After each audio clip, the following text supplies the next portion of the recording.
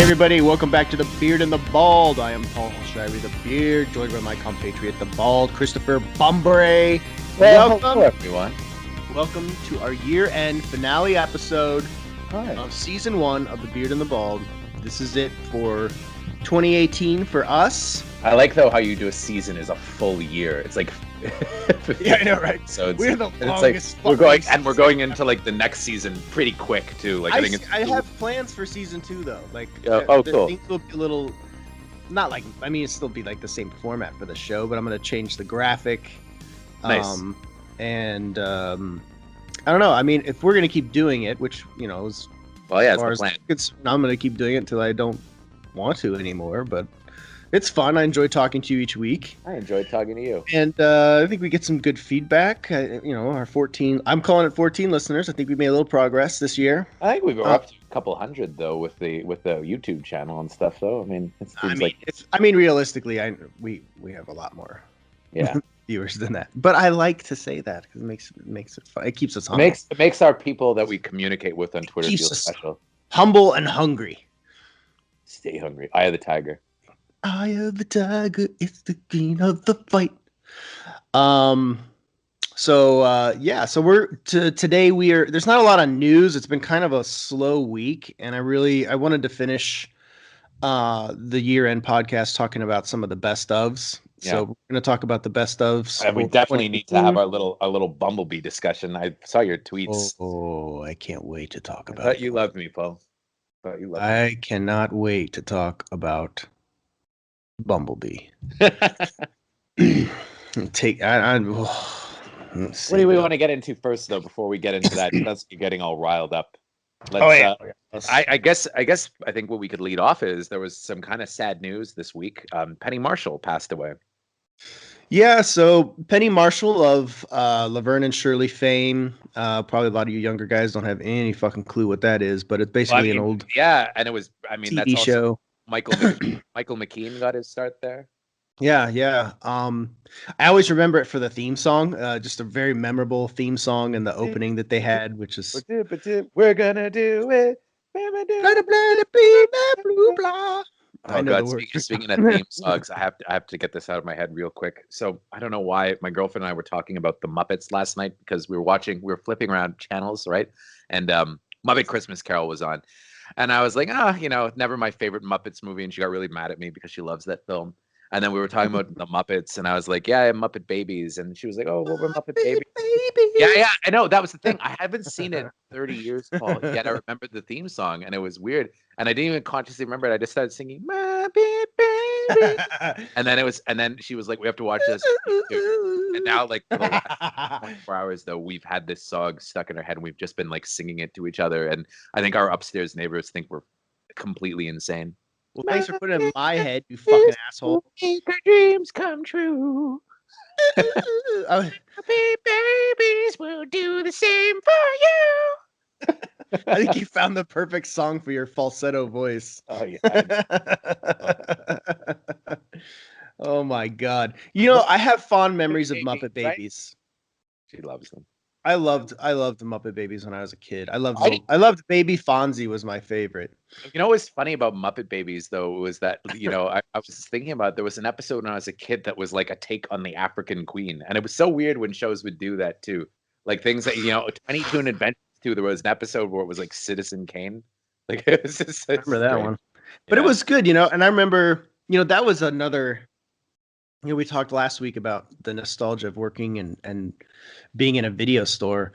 Another, thing of the past that's just really sad is the Saturday morning cartoons. Yeah, it makes me sad that they don't have Saturday morning cartoons anymore. Like, I don't understand why. But people are watching it on like Netflix and stuff like that though, and they're just binging it. But Saturday morning cartoons, there was something about it because it was always this like kind of chunk of programming, and but everything it was on multiple networks, so you could like flip around. Yeah, there'd be you could watch like whatever, and then change the channel after that was over, and you'd be like, oh well, then G.I. Joe is on this channel at.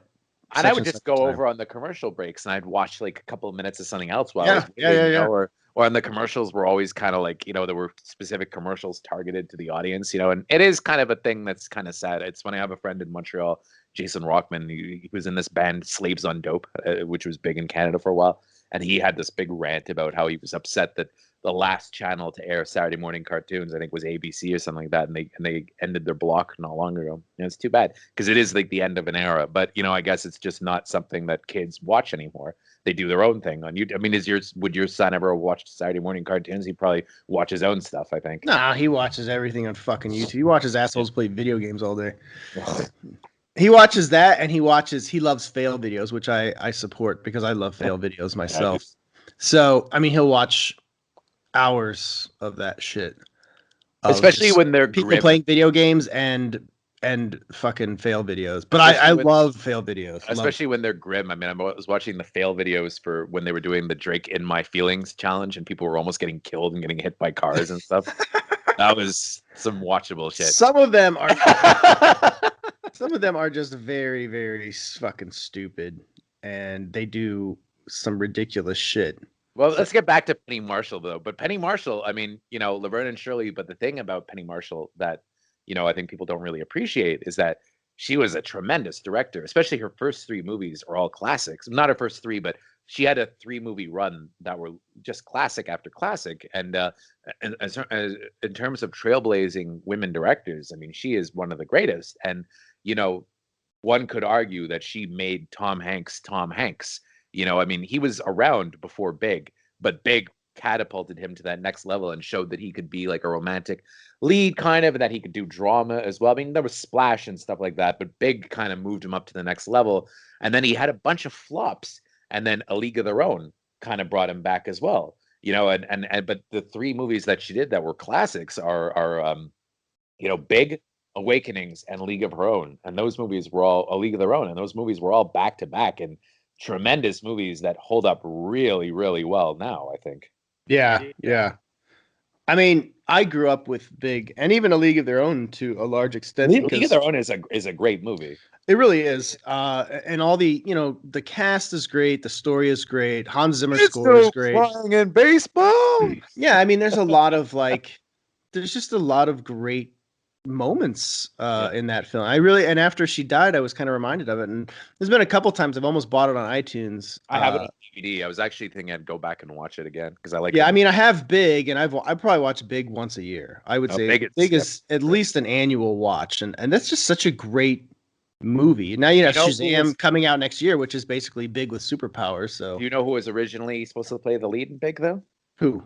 Robert De Niro. It was financed on Robert De Niro's name, and then Robert De Niro at the last minute was like, "I don't know if I could make this work," and he bowed out, but he helped them get the money, and he was the one, and then she always wanted Tom Hanks, and then Tom Hanks ended up playing it. I'm so glad De Niro did not do it. And he obviously didn't hold a grudge because his next movie was with her, Awakenings, which was perfect for him.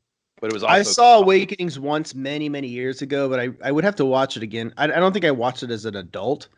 So it has really good acting in it, and the thing is, what was cool about it, there's a scene in the movie where De Niro's character attacks Robin Williams, and Robin Williams like hits him back, and in real life, Robin Williams by accident slugged De Niro and broke his nose.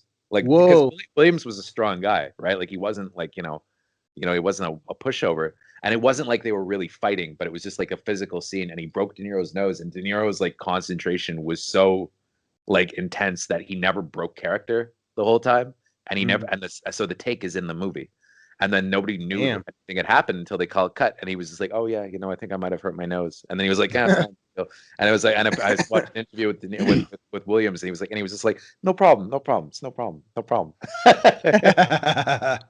then God, I miss Robin Williams. Oh God, well, it's funny you say that too because I had my big hate spiel this week on Welcome to Marwen, and the thing about Welcome to Marwen, everything that could possibly be bad about that movie is bad. It's just a horribly ill-informed movie from the start. But, and I tweeted this, the only actors, because for me the whole movie fails because of Steve Carell. I like Steve Carell a lot, but they've been trying to make Steve Carell into Robin Williams. Yeah. And he's not Robin Williams. He doesn't have the range and he doesn't have the warmth that Robin Williams has. Because when I see Steve Carell in the movie, I think Steve Carell, they call cut, and he's done, and it's a job for him. Robin Williams, though, put his soul into Yeah. everything he did, even when the movie was bad, and I think he would have made Welcome to Marwen, if not great, at least, intriguing, and you would have liked the character. I think Tom Hanks could have probably done it too, because he's got this amazing. Yeah, Hanks could have. I think Hanks could pull something like that off. And even like maybe Paul Rudd or something like that, because you have to have, if you're going to do that kind of movie, you have to give the people kind of something to grab onto, especially if you want it to be kind of commercial. But Carell, I don't think he's quite up to the level of a Robin Williams or a Tom Hanks, as much as I like Carell, because I really do like Carell, but I feel like he's an actor. And when I watch him in Welcome to Marwen, everything that he does feels phony to me. Like even the way he smokes a cigarette, he just has it kind of hanging out of his lips and he's never inhaling. It's just bullshit. It's just a bullshit thing that makes me know I'm watching a movie. And Robin Williams, though, even in a movie that's not a good movie, like I think I enjoy it, but Patch Adams would have been, I think, unwatchable with pretty much any other actor in that part. But Robin Williams makes it a sweet, likable movie. Yeah, I liked Patch Adams. I mean, it's not like, yeah, I don't think it's a classic, but yeah, Robin Williams sells. Well, you like it because he sells it big time. I mean, like really, really well. And it's just, we don't have, we miss Robin Williams. I miss Robin Williams. He was a guy that don't have anybody like him right now. Yeah, there's nobody. There's no Robin Williams replacement out there. Yeah, like when we lost, I don't know that there ever will be. To be honest with you, he was one of a kind. When we lost Robin Williams, like we lost something major, like a major talent, and like one of the greats, one of the absolute greats, and same thing. I don't think, Dead Poet Society, I think other people could have played that role, but it wouldn't have been nearly as good. And it's a Good Morning Vietnam too. I don't know that anybody else could have made that character work the way they did. And, there are so many of his movies that are like that, though. When I see Robin Williams in a part, I'm like, well, only Robin Williams could have ever done this. Same thing with Mrs. Doubtfire, and really same thing with Aladdin as Genie. Like, I feel like that's going to be a hard part for Will Smith to kind of try and make his own. I mean, I think Will Smith, so it's a little different, but it's just, that was the thing, that energy that Williams had, there's really only one, and it's, did you see the documentary on Robin Williams yet that aired on HBO? I haven't seen it yet. No. Come Inside My Mind. Honestly, I haven't watched it yet because it looks like I might get depressed watching it. It was, I mean, when I saw it at Sundance, people were walking out, were crying like openly in the audience, because it's really, because you see his decline and you see some of the stuff that he did towards the end, and it's very depressing, but but also you see some of the work that he did, and it's just like next level shit, all the way through. He was the greatest, and I mean, Good Will Hunting too. That's another totally dramatic performance too. And he won an Oscar for that one. I don't think, as much as I love guys like Will Ferrell, I don't think that they're up to, the only person I could see that could kind of deliver a performance like that is, I think John C. Reilly.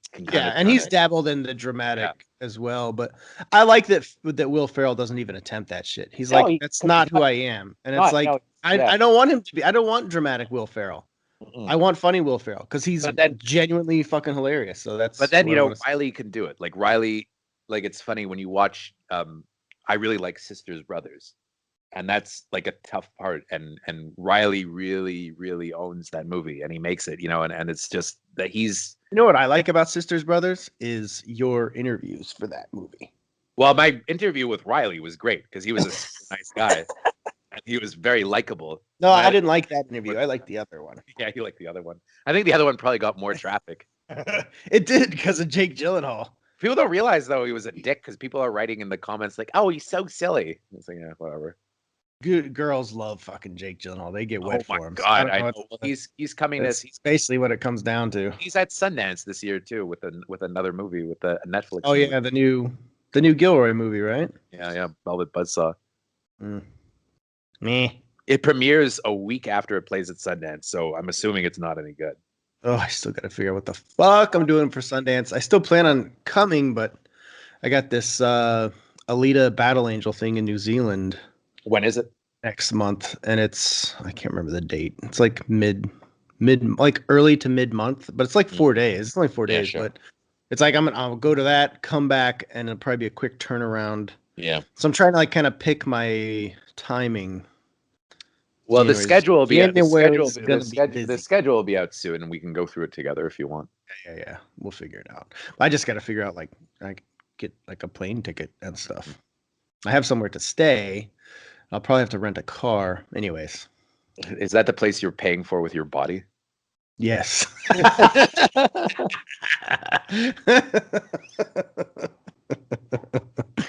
That's really Speaking of funny. his body, I should tell our listeners, I received a very nice gift in the mail the other day from Paul Shirey. Two very nice Funko Pop figurines of Miami Vice, Don Johnson and Philip Michael Thomas, and Vinyl pops. yeah, and a JoBlo shirt that I'm actually wearing right now. Oh, nice. I didn't Yeah, know yeah. if you had it or not. I didn't know if you got one. No, I don't have any JoBlo shirts. I have one that I What? got years ago, for I like a think I white. sent you the dead. I sent you the Deadpool one, right? Yeah, the Comic Con That's one. my Yeah, favorite one. So yeah, it's super nice. Wearing it I right now. made all of those shirts, but I think that one is the favorite one that I made. Yeah, it's very So nice. And I actually am sending you something too. I hope that the address is good. yeah. Yeah. Well, that's very nice. You don't have to send me anything. I just wanted to send you that because for our friendship. I'm sending you something too. Or- It's gonna take a couple days to get there, but you'll see. Right. Yeah. I'll be. It'll arrive by sled dog. This is being taken by Sled Dog. Paddington is delivering it. Paddington. Hello there. It's me, Paddington Bear. Don't worry, I'll get it to him. I promise. Here you are. I'm very soft, Bear. I want to see an R-rated Paddington movie directed by Paul Verhoeven. My girlfriend told me the other day that she thought that Paddington 2 was the best prison movie ever made. Because it is. It is a prison movie. Obviously, she hasn't seen American Me or Shawshank Redemption. American Me. I haven't seen that one in a long. That's maybe a best movie you never saw. American Me. That's a heavy. It could be. Movie. It's a pretty. Or Blood In, Blood Out. Did you ever see that one? No, I don't want to. Taylor. Sometimes I don't want to see certain movies, Chris, and I just don't watch them. But Penny Marshall though, great director. Riding Cars with Boys was a pretty good movie too, actually. I didn't see that, and I don't want to see that one either. I mean, I want to remember Penny for the good movies. She had her peaks and valleys, but I would say that a pretty solid body of work overall, though. And it's too bad because she was also a funny person too, and she was like a real kind of personality, right? Like a real she was good character. Friends with Carrie Fisher, yeah. So they were like. And Gary Marshall. If you're gonna run with Carrie Fisher, you have to have a certain level of humor. That's not a certain brand of humor that anybody can run with. You know what I mean? So, anyways, it's funny. I'm Facebook friends with the writer Daniel Waters. You know Daniel Waters is? He wrote Heathers and Batman Returns, and he wrote this really funny thing on Facebook the other day. He said that around the time he wrote The Adventures of Ford Fairlane, right? Which is that movie. I like that movie too. But anyway, he was writing Adventures of Ford Fairlane, and he said, I thought I was pretty hot shit around the time Ford Fairlane was getting ready to shoot, because I was sure it was going to be the next like iconic Die Hard, And he says, and I was rolling with Joel Silver, and then we were in a private plane, and Penny Marshall was there. And he said he wrote in his thing, he goes, I was such an asshole that I was the kind of guy who carried around my good reviews with me from newspaper clippings. And he was carrying around reviews that he had done of Heathers, and he was like reading them out loud, and he was showing them to people. And then Penny Marshall came up to him and she goes, yeah, you shouldn't carry your own press around. You look like an asshole. And then she walked away. He said, in hindsight, she was very much right. Oh my God, that is really bad. Yeah, he's pretty funny though. His Facebook is actually really funny. He's very self-aware now. He's a funny guy. Demolition Man too. He did Demolition Man. Oh really? Yeah. Huh. And Fred Decker apparently wrote. I saw this on his Facebook. Somebody was praising him for Demolition Man, and they said you did a great script for Demolition Man. And he said that the beginning though with John Spartan and Wesley Snipes, Simon Phoenix, all the stuff at the beginning in LA in 1997, that's all actually Fred Decker, who wrote The Predator. And there's not much to that though. No, but he said it's pretty cool though, and there was something else too. Like he said, a lot of the Simon Phoenix character was Fred Decker, so that's kind of cool, and he's not credited. Simon Phoenix. How did they catch him back in the 20th? In the end, it took only one man. John Spartan, the Demolition Man. Spartan. Simon Phoenix. Those are such 80s action movie names. I swear to God. Great movie, though. I love Demolition Man. It is a great. I feel like we're living in the Demolition Man era. Something Often. was really funny on Ain't It Cool News years ago when Stallone was doing like a Q&A. Somebody asked him like, how do you do the three seashells? And he wrote back and he said it's too complicated to explain. There's actually an infographic Yeah, of it. yeah. It's literally you pick up the shell and it like opens like a mouth, and you're supposed to use that to pull the turds out of your ass. That doesn't sound practical at all, though. It does. It's ridiculous. It's absolutely ridiculous. So that's what they're like. This whole infographic. I'm like, how would that clean your ass? That Well, I mean, doesn't make any sense. I tried a bidet not long ago, and I found it singularly unpleasant. Like I did not care for it at all. I did not care for water squirting No. into my asshole. And a friend of mine had spent some time in I wish Japan. we had video of that. A friend of mine had spent some time in Japan, and he was like singing the praises of bidets, and he was like, "It's, you know, you have to use the bidet." He goes, "You North Americans are so barbaric using these wadded tissues." So I was in New York with my girlfriend, and they had a bidet in the hotel that we were staying in, and I was like, "Fuck yeah, I'm gonna use this bidet." And dude, it was one of the most unpleasant experiences of my life. But it's just water shooting into your butt. Awful. It's just water. I hated it. I hate clean assholes. I like clean assholes, but it's just not. Give me my paper. Yeah, exactly. I'll give me the wadded paper any day, as long as it's soft.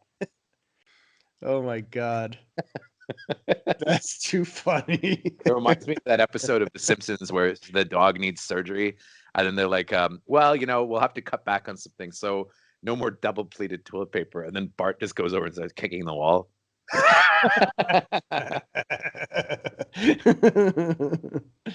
Oh fuck, we kind of are barbaric. I mean, we just, and that, you know, that's a good it's a good it's a good way to find some humility in, you know, we get so like wrapped up in how special we are sometimes. At the end of the day, we It's just like, wipe in our the end of the assholes day, with wadded all up just tissues. We all do the shoving same thing. paper up our ass to clean Yeah. shit out of there. Regardless of where you're from and what position you hold. Yeah, it doesn't matter who the fuck you are, how much money you have. You still fucking have to clean your asshole after you take a big smelly shit. Every single one of you. Speaking of big smelly shit, a couple of trailers dropped this week. That's a great transition. I don't agree that they were smelly shit. No, they were fine. I actually liked the Hellboy trailer, but the reason I liked the Hellboy trailer is I liked Monet Monet, which is weird because that's another thing that I've been talking to people about. So okay, so the song Monet Monet by Billy Idol, the cover. Here she goes now singing Monet Monet. Every time I hear that song, and I was at a wedding not long ago, and the people were younger than me because it was my girlfriend's friend's wedding, and they're about 6 years younger than me or whatever.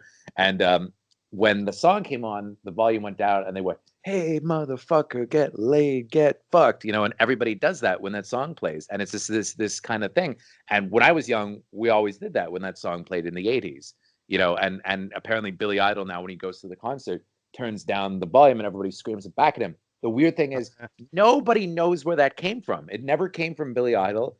Nobody. It's just one of those things. It seems to have randomly kind of brought a life in. Same thing as like Jingle Bells, Batman Smells, Robin Laid an Egg. Like nobody knows who started this, but Some it just kid on a playground.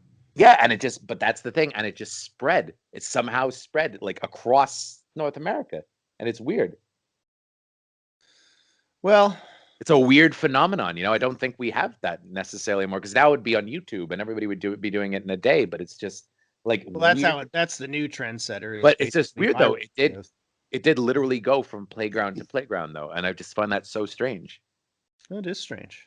But anyway, getting back to the Hellboy trailer, you know, he looks a lot like Ron Perlman's Hellboy, and look, he looks and sounds a lot like Ron Perlman. And when I was on the set of Hellboy, that was one of the first things I noted when because they were shooting a scene with him, and when he was talking, I was like, wow. But here's the thing. David Harbour sounds a lot like Ron Perlman. Yeah, like, he's not unlike him. Yeah, there's actually a lot. He is very much a lot like a younger Ron Perlman. Yeah, and that's not a bad thing. And I think what some of the backlash that the Hellboy reboot trailer got was from people that are just like, oh, it's not Del Toro and it's not Perlman. And it's like, well, those guys couldn't make it happen. Yeah. Like Del Toro couldn't make it happen. He couldn't get the money. He was too busy doing other things. And look, he did The Shape of Water, which, you know, netted some Oscars, and, you know, good for him. Yeah, it did okay for him in the end. But ultimately, people are like trying to blame or like somehow like hate on the reboot because No, it it's not. even exists. But It's it's not like, their fault. You know, I mean, dude, this character does not belong to Del Toro. It belongs to Mike Mignola, who created him. And Mignola wants to see his creation go on, and there's people that want to see the Hellboy stories continue. Like, why does that belong to Ron Perlman and Guillermo del Toro? Fuck that. So, anyways, I know I don't know how the movie's going to turn out. I know that when I was on set, my confidence was, certainly invested in it based on what I saw and the performances and the interviews and things like that. And I felt like, oh, this is probably going to be really cool. But people were like, oh, it's not dark and violent, and it's kind of like, well, what's the thing about the comics is there's darkness, but there's also humor. Hellboy is a humorous character in the comics. That's not a trade-off that they just brought to the well, movie. and I mean the Ron Perlman movies were pretty light too. I mean, they were always PG-13, and they weren't they weren't heavy I think films. the darkest parts they had were kind of Del Toro's visual aspects. Yeah. But they had like they had like some quote unquote darkness in there, but it's like superhero darkness. And I mean, I have faith, or I have hope rather. I don't want to say faith. I had faith in the Assassin's Creed movie after being on that set, and that fucking sucked ass. But I do think Hellboy looks cool, and I like the cast. I mean, I like Harbor. I like Ian McShane. I love, and yeah, Mila McShane. I think Jovovich. Jovovich as a villainess will be cool. I like Sasha Lane also. I think that's an interesting choice too Yeah, from American yeah. Honey. She's kind of a cool character, and Daniel Day Kim. It's a cool cast. It's not a bad cast at all, and it's No. Ben the guy who's doing the score. It's Benjamin Wellfish. Yeah. Who was Zimmer's co-composer on Dunkirk and Blade Runner 20 Fuck what Dunkirk. Blade Runner 2070. 2049. You. What the hell? 2049. But anyway, How but dare you? it's I'm sure so that it could be good. And I mean, for me, the first Hellboy wasn't actually that great of a movie. I thought it started out great. I thought it had the first act was amazing, but then I found it kind of went a little bit downhill. But I loved the second one. I thought Golden Army was terrific. And I like them both. I'm not like yeah. I won't sit here and be like I just love them to death. I do like them. They're good. I like I think I like part two is more as well though. I think I agree with you on that one. But they're good. I'm not like oddly enough, it was the comedy that I liked the most in the second one, though. That was it. I loved the characters, and I just liked, I liked the goofy parts when he's listening to Barry Manilow. That was, I liked the softer side of Hellboy. I thought that was kind of, I liked seeing that because it was the contrast to like what kind of a guy he is, this huge hulking kind of beast. And it's sad because I think that Perlman and Blair both had a lot invested in their roles, and I think that Del Toro did too, but. I also don't think that it's necessarily. I mean, Ron Perlman's getting old. He's getting up there too. So it's getting kind up there. Motherfucker's like almost 70, if not already 70. And so he's a grumpy old man too. he is. God damn, his Twitter. He's just a grumpy Gus. I'm like, oh my god, you are not invited to any of my parties. Yeah, for sure. I mean, he. Anyway, I'm curious to see it. And I'm gonna give it a chance. I mean, I'm not going in hoping to hate it. I hope it's good. To be honest, I don't know why anybody would hope that a movie was bad too. It's because you're gonna watch it. Do you want to just suffer through 2 hours? I mean, God. Oh, because I know what that's like. Yeah, if it's good, just please be a good movie, please.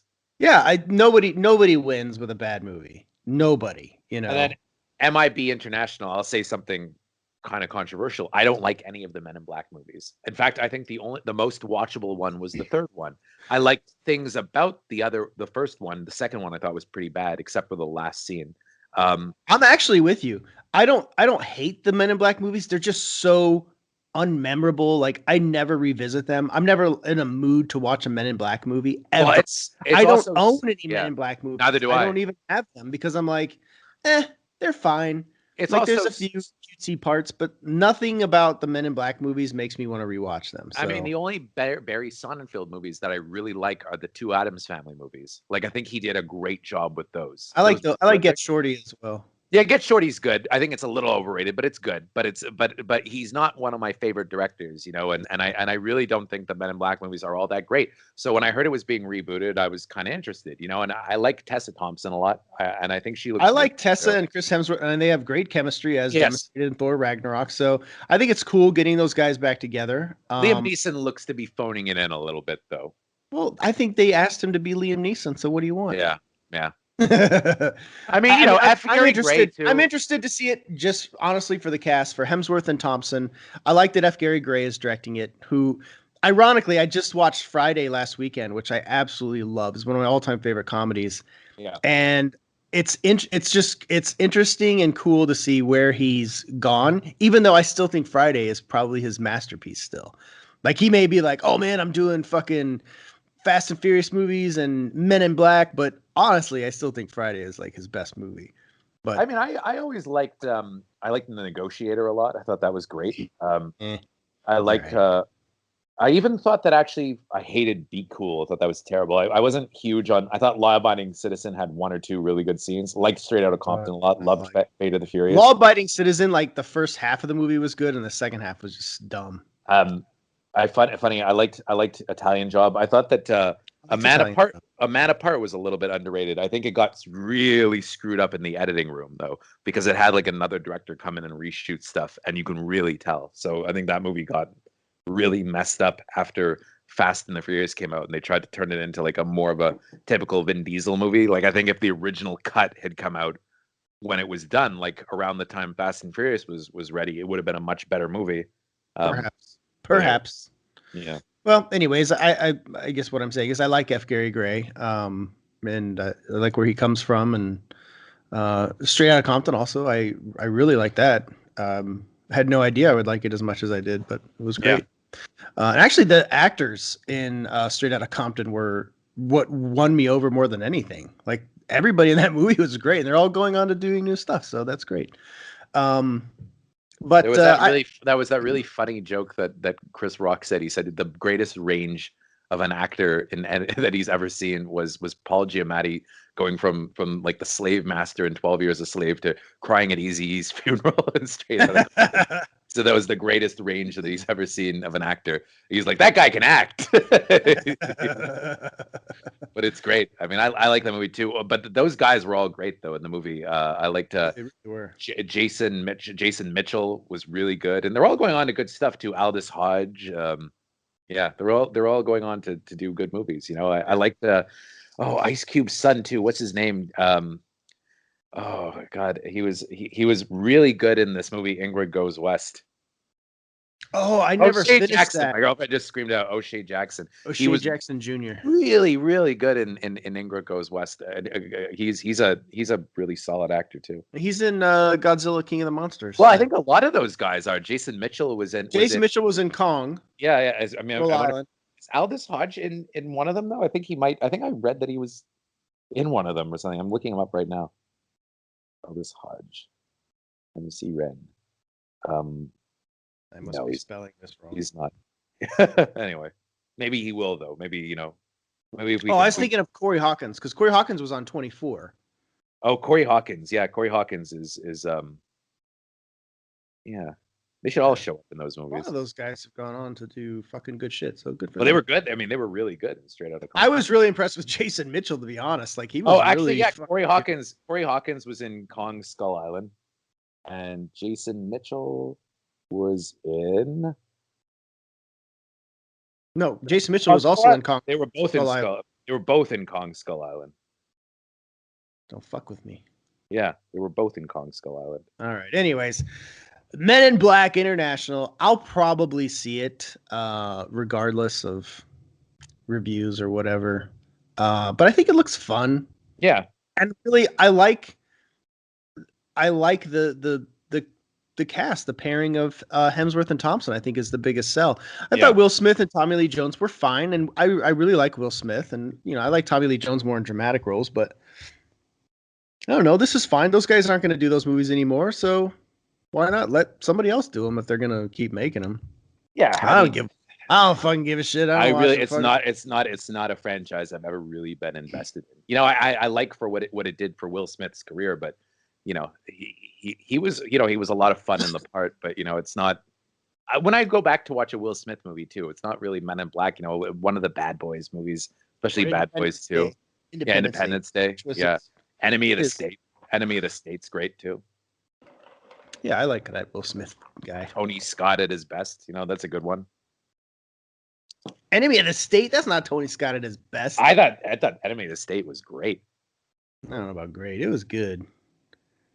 It kind of trades on a lot of the stuff that Tony Scott was doing. Like every movie had to end with a fucking Mexican standoff. And the wraparound shots. Kind of like, yeah, I think Enemy of the State was kind of because Tony Scott was a little experimental at times, and he would just kind of go crazy. Like Tony Scott was a fucking artist. You know what I'm saying? Yeah. And he was an experimental artist, and he liked to do a lot of similar things, and he would fuck around with that stuff. But one theme that almost all of his movies, particularly the action movies, end with is a Mexican standoff or some kind of, character versus character with guns pointing at each other. Did you ever see kind of this motif? Did you ever see the alternate ending to Man on Fire? The alternate ending to Man on Fire. I love Man on Fire. Like I think that movie is a masterpiece, but the alternate ending to it is actually better than what they used. And I have the movie, but the alternate. Okay, so the alternate ending. So there's that famous scene in Man on Fire when he sticks the bomb up the guy's ass, right? And blows him up. It's like this great scene. So anyway, if you remember at the end of Man on Fire, he trades himself for Dakota Fanning, right? And he's dying. So it's one of those things, and he just kind of slips away when you watch the movie. In this one, what happens is he gets into the car, and then they're telling him all like the shit they're gonna do to him, and he starts smiling and laughing, and then suddenly the car blows up because he's done the same thing and he shoved it up his own ass. And he blows them up and he kills them all, right? He dies too, but they all die with him. And I thought that was such a better ending. And that would have been cool, actually. Tony Scott said it was too funny. That was the thing. People were laughing. They're like, wait, he had a bomb up his ass. And apparently it was Denzel Washington's idea to do the bomb up the ass scene. Like he wanted that shot. Like he was like, this is a great idea. And it just didn't work in the movie, they said. But if you watch the deleted scene, it's actually really cool because it ends on him like smiling, like laughing. And then I think that's such a great ending. I would have kept that. It actually is, but here's the thing. Like, this is fucked up. This is really fucked up, but that's actually very smart. If you're going to try and do that, is to fucking smuggle a bomb up your asshole. Yeah, exactly. Sure. Because they're going to pat you down, but no one's going to stick their finger up your ass to see if you have a bomb in there. Yeah, why not? And he's dying. Yeah, he's gonna die. He's like, fuck it, I'll take one in the ass to kill these guys. Yeah, killed them all. It's great. I thought that was a better ending. They should have kept that. I mean, at least he takes some of them with him. That would have been good. Yeah. That was a great. He kills them all. That would have been a really cool ending. But anyway, damn it. Too bad. Well, at least it exists. You can always pretend like that's the ending that you wanted. It's the one that happened. Yeah. So, Christopher, it's the moment has come. It's time for us to talk about... Can I preface this, by the way? So I was very surprised at your Twitter this morning. Very surprised and shocked a little bit. I really thought you would like Bumblebee. I'm surprised that you hated it so much. So tell me, what about Bumblebee? Because I'll tell you let me give you my take really fast on it, okay? As you know, I didn't want to go see Bumblebee. I wanted to go see Aquaman last Monday. But you made me go see Bumblebee. Because in your words, we already have a review of Aquaman, but we don't have a review of Bumblebee. Right. Well, I mean, that was see Bumblebee. purely a business decision for the site. Bumblebee, nothing personal. Bumblebee, and Bumblebee. That's right. And I did. And you know what? I really liked Bumblebee, and my girlfriend really liked it, and the people that I brought really liked it, and I thought it was fun. And it was. I liked all the stuff on Cybertron. I liked the action scenes. And if that had been Transformers... You liked the action scenes in Bumblebee. Which one did you like? I loved all the stuff on Cybertron. And I liked the finale when he was fighting the two Decepticons. I thought that was great. Because I was invested. It wasn't flashy, but I was invested in the character. That was the thing. Because I started to really like Bumblebee. And I really liked Haley Steinfeld. I loved John Cena in it. I thought he was playing a funny kind of takeoff on Arnold Schwarzenegger a little bit, because that was the hero of that era, right? In the late 80s. And he's almost like Dutch in a way, but making fun of him. It did absolutely lean on nostalgia, probably too much. Like the song score was nonstop. And that's a little clumsy when you just kind of constantly cutting to like the greatest hits of like the 1980s. I could have maybe done with a little less of that, even though I love 80s stuff. I thought they maybe exploited the nostalgia factor too much. And also it was a little too evocative of Iron Giant. But Iron Giant, you can make the same argument that it's a ripoff of E.T. and, that it's been done before. But it's just, I really enjoyed the movie and I really invested in the characters and I liked the acting and I thought that it was unique and I especially was grateful that it wasn't. I think part of the fact that I liked it so much is that it wasn't Michael Bay's Transformers. It didn't have that horrible, goofy sense of humor, and I just kind of, Well, it still kind of did, I not just as found it was much. much easier to sit through, and and I enjoyed it overall. I probably liked Aquaman more, but I still liked Bumblebee. But tell me, what was your big problem with Bumblebee? It seemed like you fucking hated it. I really did. And the Yeah. more I think about it, the more I hate it. I will say, I'll start with something nice. I thought actually that Haley Steinfeld was really good. Mhm. I think she's probably the strongest actor to be in any Transformers movie. I agree with you there. She is. I And would say that Steinfeld is the strongest actor to be in any. I honestly, I wish she could have been in a Michael Bay one. And I know that may sound crazy or something. And I hated the last Transformers movie. It was a fucking chore to get through. So That was a let's really difficult. let's movie to just be watch. clear here. I prefer a few of the Bay Transformer movies, but there are a few that are just unforgivable. I think part 2 and part 5 are just, Yeah, and really part 4 to that as well. Although part 4 is a little less groaning, but 1 and 3 I think are superior Transformer films, including to Bumblebee. But I would trade fucking what's his nuts for Haley Steinfeld any day of the week. Shia LaBeouf. Yeah, him. So anyways, I will say that like Haley Steinfeld gives probably the most genuine performance of any of the Transformers films, and I appreciated her presence in the film. Everything else about Bumblebee is just like cut from the fucking Amblin cloth in every fucking regard. Every story beat, every moment, every single thing is like from some how to make an Amblin movie fucking guidebook. Nothing felt original, nothing felt cool. I can't, like, I'm baffled by anybody loving the action in this because there's not, it's like the equivalent of somebody taking two Transformer toys and just smashing them together. That's all it is. There's no memorable sequences. And people say, oh, you can't see what's going on in the Bay movies. But here's the thing. Bay took notes after the first one. And even in the first one, there's a lot of slow-mo sequences where you can see the action. And even in the subsequent movies, he did more of that so you can actually see what's going on. And there actually are some really cool, iconic style moments that Bay put into this. Bumblebee has zero fucking style. It's like Travis Knight. I really like Travis Knight's stop motion. His Leica film's great. I think he's out of his element here. He didn't bring anything special to the action scenes. There was nothing memorable about it. Even the stuff on Cybertron, which I liked, again, from a nostalgic sense, because it's like, dude, I loved Optimus Prime and it had, fucking Soundwave with his actual voice and like all that stuff. But I was like, I just want to stay here. Can we just stay on Cybertron and not go to Earth and have this fucking human drama story that I know is coming? And sure enough, it came, and it was just so fucking hammy. And everything that we've seen before, literally not a single scene in Bumblebee. I've seen it before. I've seen every single scene in some form or another in some other movie. There's not a shred of originality in Bumblebee. I was bored to tears, and I was hoping. I would not have, somebody said, well, you just went in with the bad mindset. And I'm like, no, I wasn't excited for the movie. I was very clear about that, but I wouldn't pay for a movie to hate watch it. Like, that's a lot of money. Like $18 for me these days is a lot of fucking money. So I wouldn't pay that to go and to waste my time in the hopes that it would be awful. I was like, please God, let this just be good. Let it be as good as everybody is saying. And I was like, it was one of those movies where as it was progressing, I was like, oh fuck. You get to that point where you're like, it's not going to get better. I was like, it's not going to pull out a win now. And I was like, God damn it. And there's just so much stupid in this fucking movie. The John Cena character, just dumb. I like John Cena, but like the military aspect, the way that's handled in this, like they are just it's so stupid. They're like two Decepticons show up. And this is where, like, if anybody complains about the base stories, like for real, go back and watch Bumblebee and please explain to me how that's better.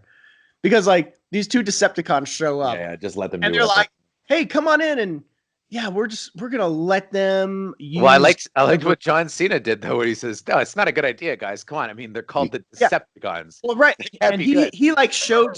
But see, this is where his character was completely inconsistent because like he was like at first he's like, yeah, he's like, we're gonna give up everything to these guys, and they're like, yeah, we're gonna do it, but then we're gonna double cross them afterwards. And they use this line numerous times. We're gonna use them for scraps. They say this line throughout the movie. It's so fucking stupid and just dumb. Like, oh, we're gonna use them for scraps, break them down to scraps. I'm like, hey, what do you do those scraps, you fucking dickhead? Like, what does that even mean? And they're just like basically like evil guys, like kind of giggling, but John Cena's not really the evil one, but kinda, but not sure. Who knows? He has a vendetta against Bumblebee, but maybe not, just because he has a scar. I don't know. So fucking inconsistent. And so they like let these Decepticons just, we're gonna, hey, you want access to the satellite? Sure, man. And they don't question anything. They're just like, they just let them come in, these alien robots that talk and change into cars and fucking airplanes. They're just like, yeah, come on in and do whatever you want. That makes Sector 7, who is like in all the other movies, look like even more of a joke than they normally are. And it's just like the military aspect of this movie is just so fucking ham-fisted and silly and fuck that shit. And it really trades on, it's just trying to get, it didn't feel genuine in the whole thing about Haley Steinfeld's like, oh, my dad's dead, I miss him, and we're going to have this scene in the garage where I'm going to show off my acting ability. I'm going to cry and hug a robot and everybody's going to be all emotional. And I'm just like, this, it's like completely manufactured. Nothing. And I understand, hey, it's a movie. It is manufactured. It's a script and blah, blah, blah. But it just didn't come off as genuine outside of Steinfeld just giving a good performance because she's a good actress. Yeah. But I was like, nothing about this is like ringing true because I've seen E.T., I've seen The Iron Giant, I've seen all these fucking Amblin movies that you're trying to be. And listen, I know that that's what Travis Knight was doing because I interviewed him, and that's what he said. He wanted to make an Amblin movie, and it's just too like, why does Haley Steinfeld work at a fucking carnival? It's like it's the '80s fucking tropes, like, oh, she's at a carnival making fucking corn dogs and all this other bullshit, and the family aspect was just goofy. Yeah. Like the kid brother was goofy, and like it was like the same kind of like Michael Bay silly characters. So anyway, it's like, oh, it's because it's not the Bay movies. I'm like, well, are we sure about that? It's really, they just have less fucking juvenile jokes, but they're still just bad jokes. Well, so anyways, by the time I don't know if I can continue with this show, Paul. I'm really hurt. Yeah, you'll be all right. Honestly, I truly, after it was over, I was like, it was like Suicide Squad, okay? Because I loved fucking Suicide Squad. Like, I didn't just like Suicide Squad. I was like, wow, I fucking loved it. And I walked out and like all the critics were like hating on it. And they're just like, this is the biggest pile. I'm like, what? Huh? And so this is, I guess, maybe it's another fluke where I saw a totally different movie. Yeah, but that's interesting you say that. Insulted by Bumblebee, really. I was like, this is just not good. It's interesting you say that, though, because that actually brings me to a point that I wanted to discuss a little bit as well. I mean, you had a different take on Bumblebee than the majority of critics did, and that I did too. But, the thing is, you're totally entitled to having that take, I mean, and it's totally legitimate. And it is funny because sometimes you do have that kind of experience where you feel totally out of step with people, right? You mentioned the same thing on Suicide Squad. And I've had that a bit recently too. Like for me, I think one of the ones that I really felt out of step with people on was The Favorite. I liked The Favorite. I liked it. But I don't think that it's necessarily like the greatest movie of all time, like people are saying, and that it's going to win like Oscars and stuff. I thought it was fine. I thought it was like a 7 or an 8 on 10. But everybody else is saying it's the greatest and it's blah, blah, blah, blah, this and that. It's one of the most best movies ever. And, you sometimes you just find, you're out of touch with people or out of sync with people. But it's weird how some people will take you challenging them on something that they enjoy the wrong way and how upset they'll get. And it brings they take it very personally. Well, and it brings me to what was happening with, I don't know if you've been keeping up with this, but one of Perry Nemiroff, who's, a great writer and friend of mine and writes for Collider, and she gave Aquaman a pretty bad review, like a negative review. Just didn't love it, had some reasons, wasn't really her thing, which happens a lot, but she got absolutely attacked by it nonstop for weeks and weeks and weeks from fans, and it's just like, you have to wonder the wisdom in that too. Like, are people that fragile that they can't stand to be challenged on something, on their opinions? I think it's more of a DC Universe thing, though. Yeah. The hardcore listen. Yeah. There are some fucking psycho DC fans. There really are, and it's a sad thing, and they kind of, it's like they vilified critics or bloggers or whatever you want to call us, And they've kind of vilified them as like they're the reason that like these movies have failed. Yeah. They're the reason. Look at the box office of Batman vs Superman. You're telling me blah blah blah blah blah blah blah blah. And it's like, you know, like there's some kind of vendetta against DC movies. So Which is so you have a small kind of group that are, I'm sorry, but they're fucking crazy. Yeah. And they have nothing better to do than attack people that don't agree with them on Twitter. And that's pretty much where it's happening. It's not happening anywhere else but Twitter. It's happening though with a lot of stuff too, though. And I mean, you know, Last Jedi. You know, I know we disagree on that Fuck movie. that. I know. Okay, yes, but you know, the thing is, you have no problem saying that, though, right? You're pretty open. You've been pretty open since day one about your feelings for that movie. Now, Kyle Newman, the guy who directed Fanboys, you know, went on a podcast this week and was talking about having insider knowledge about how all the critics that gave Last Jedi a good review only did it because they knew that if they gave it a bad review, their access would be revoked by Disney. I think that's fucking bullshit. I think that's such bullshit. That's such conspiracy theory fucking crap. You know, I gave it a good review. Nobody told me to give it a good review. Nobody. You know, and it was and Disney and I didn't give Solo that great a review, and Disney did not. I gave Mary Poppins a bad review, and I gave Nutcracker a bad review. Nobody's taking away my access to these screenings. You know, it is what it is, and it's just that conspiracy theory fanboy bullshit though drives me crazy, and it really is crazy. Everywhere. It is, yeah, it's nuts, and it's just, and this guy too. I mean, Newman, you know, he's the guy who directed Fanboys, and I really, you know, Fanboys fucking sucked. That was a bad movie. I didn't mind it; it was okay. What's funny about Fanboys though is how much they attacked Star Trek fans in that movie, and I feel like Star Trek fans in the years since are looking a lot better than Star Wars fans these days. You know, a lot more interested in. Well, they don't really make many Star Trek movies. No, but they're a lot. They're not exactly a lot lower key though. They feel like they're a lot lower key than the Star Wars fans are these days. Well, yeah, I totally agree. That's such fucking bullshit. Yeah. And here's the thing: this is the irony: is I don't get invited to anything Disney. No. Nor do you. None of us do. None of us at JoBlo. I do get invited to the screenings. Yeah, sure. The local stuff. Yeah. Screenings, but I'm like junkets or set visits, forget about it. Nothing. Zero. Zilch, nada. Premieres, no, nothing.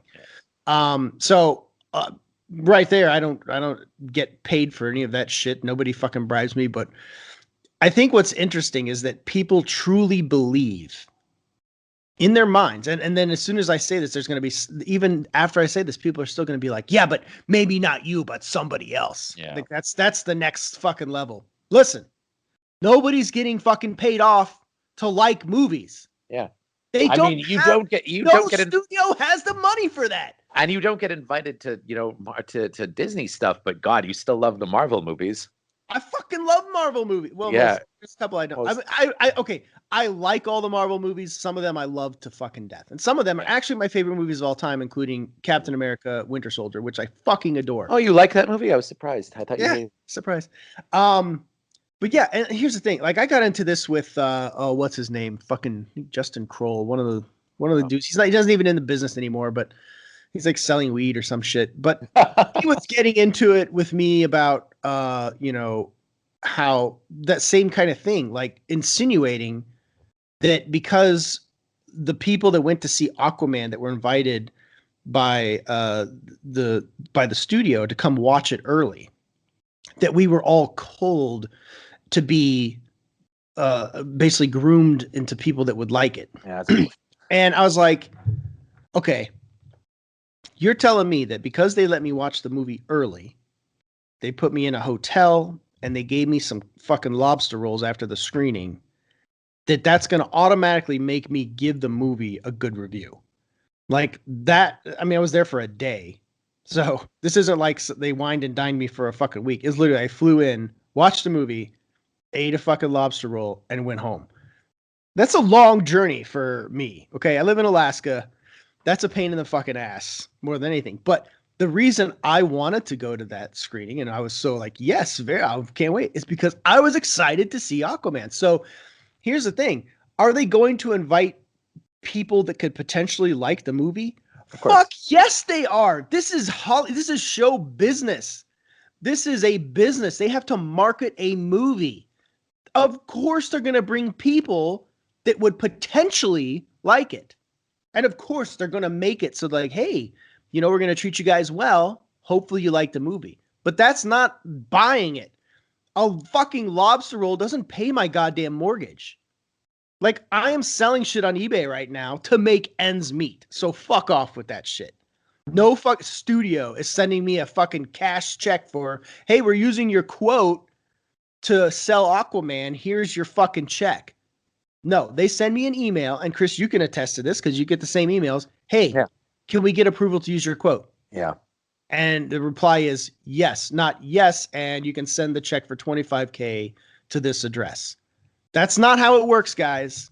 Yeah. Wake the fuck up. I mean, it's really dumb. And the thing is, it doesn't work that way. And for anybody who has a problem with that, I mean, the thing is, I didn't get invited to this set of Aquaman, and I saw it. I paid to see it. I bought a ticket to see it, and it was and I really liked it. I liked it as much as you did, probably for different reasons, maybe, but I liked it a lot. And it's not it's weird. It's not some conspiracy theory. That's the thing. I got flown to the Justice League set, so I should have liked that movie a lot too, right?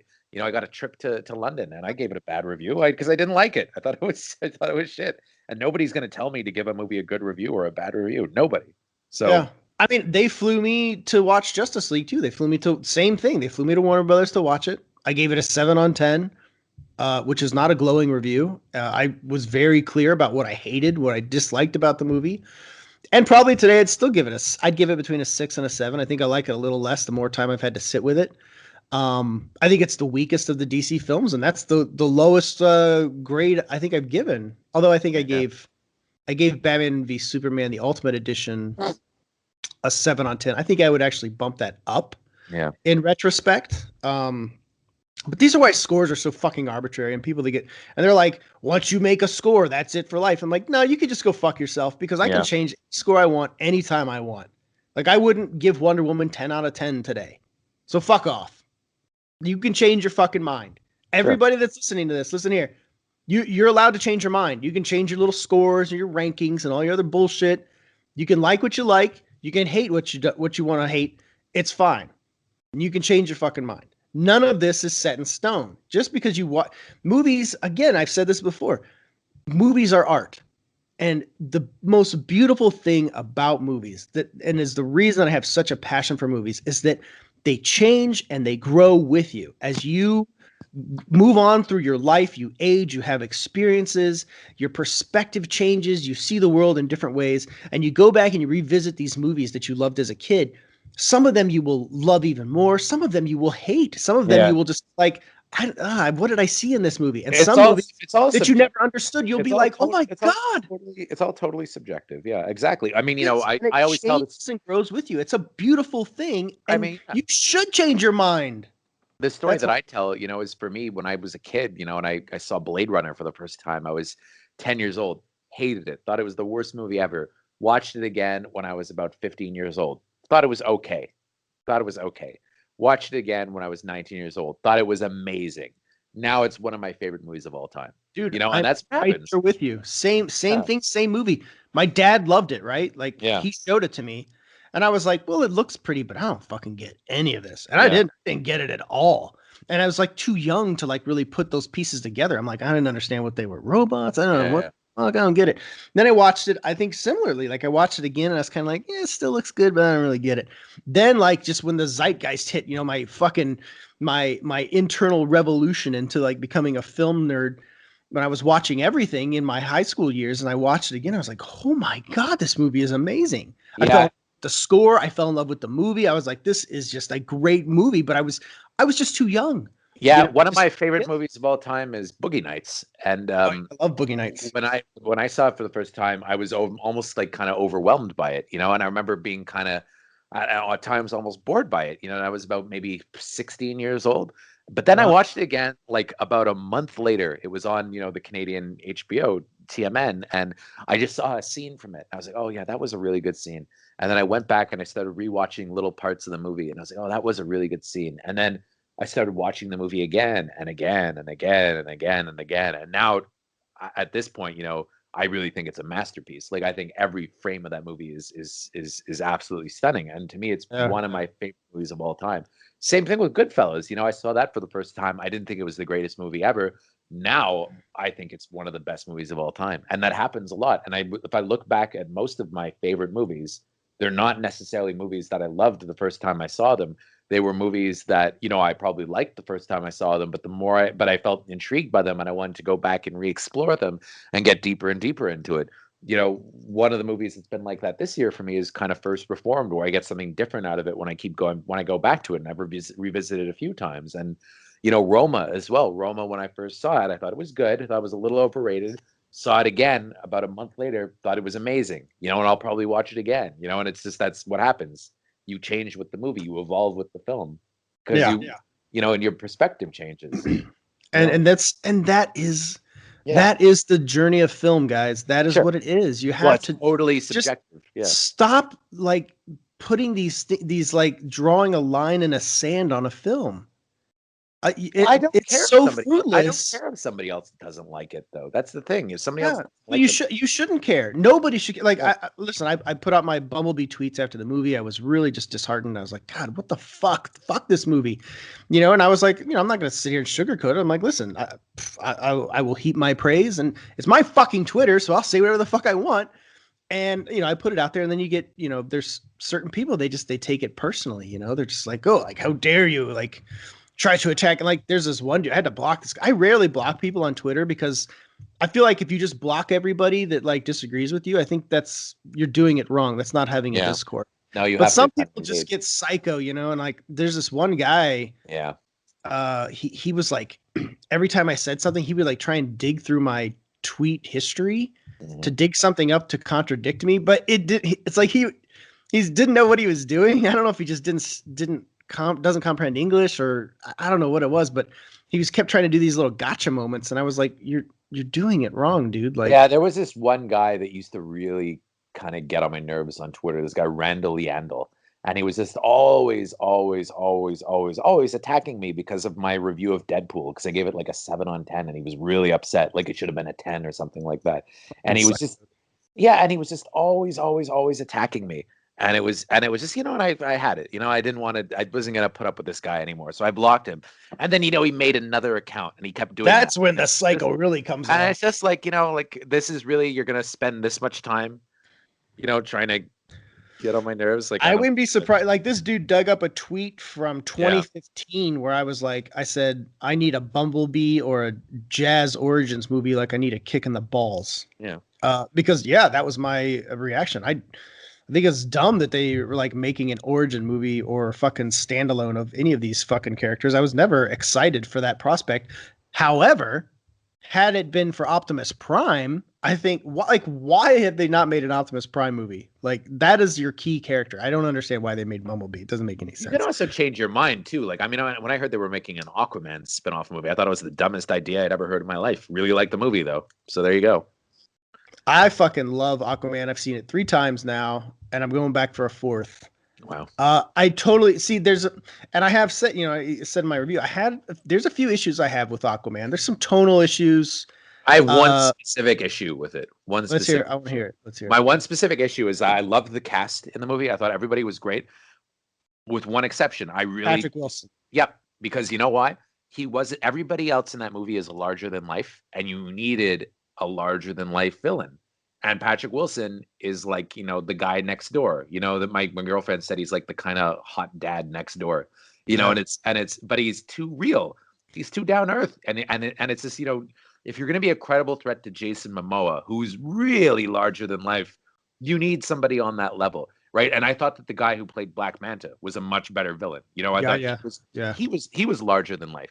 You know, and even the way Defoe plays it, and Nicole Kidman, and you know, even Tamora Morrison, you know, all these people, and Amber Heard, they all had exactly the right tone that they were going for, where it was a little bit more than, you know, they were pushing it a little bit further. They weren't grounded. They were just kind of, you know, pushing it to that next level. And they all fit perfectly. Like, you know, I often have a problem when they cast these kind of legit classic actors in parts like that. Like I was worried about Nicole Kidman and Willem Dafoe in an Aquaman movie because I thought they'd phone it in. Neither of them did though. They both gave really good performances and they Oh both yeah. clearly got into the spirit of it, and but it's just Patrick Wilson. I think it should have been somebody who was more along the lines, like Dolph Lundgren. I loved as Mira's father, and he is the perfect kind of, a young Dolph Lundgren would have been great in that role. And you needed somebody like that. You needed somebody that would chew the scenery and that would look like a credible threat to Jason Momoa. But that was my only problem that I had with the movie, was that.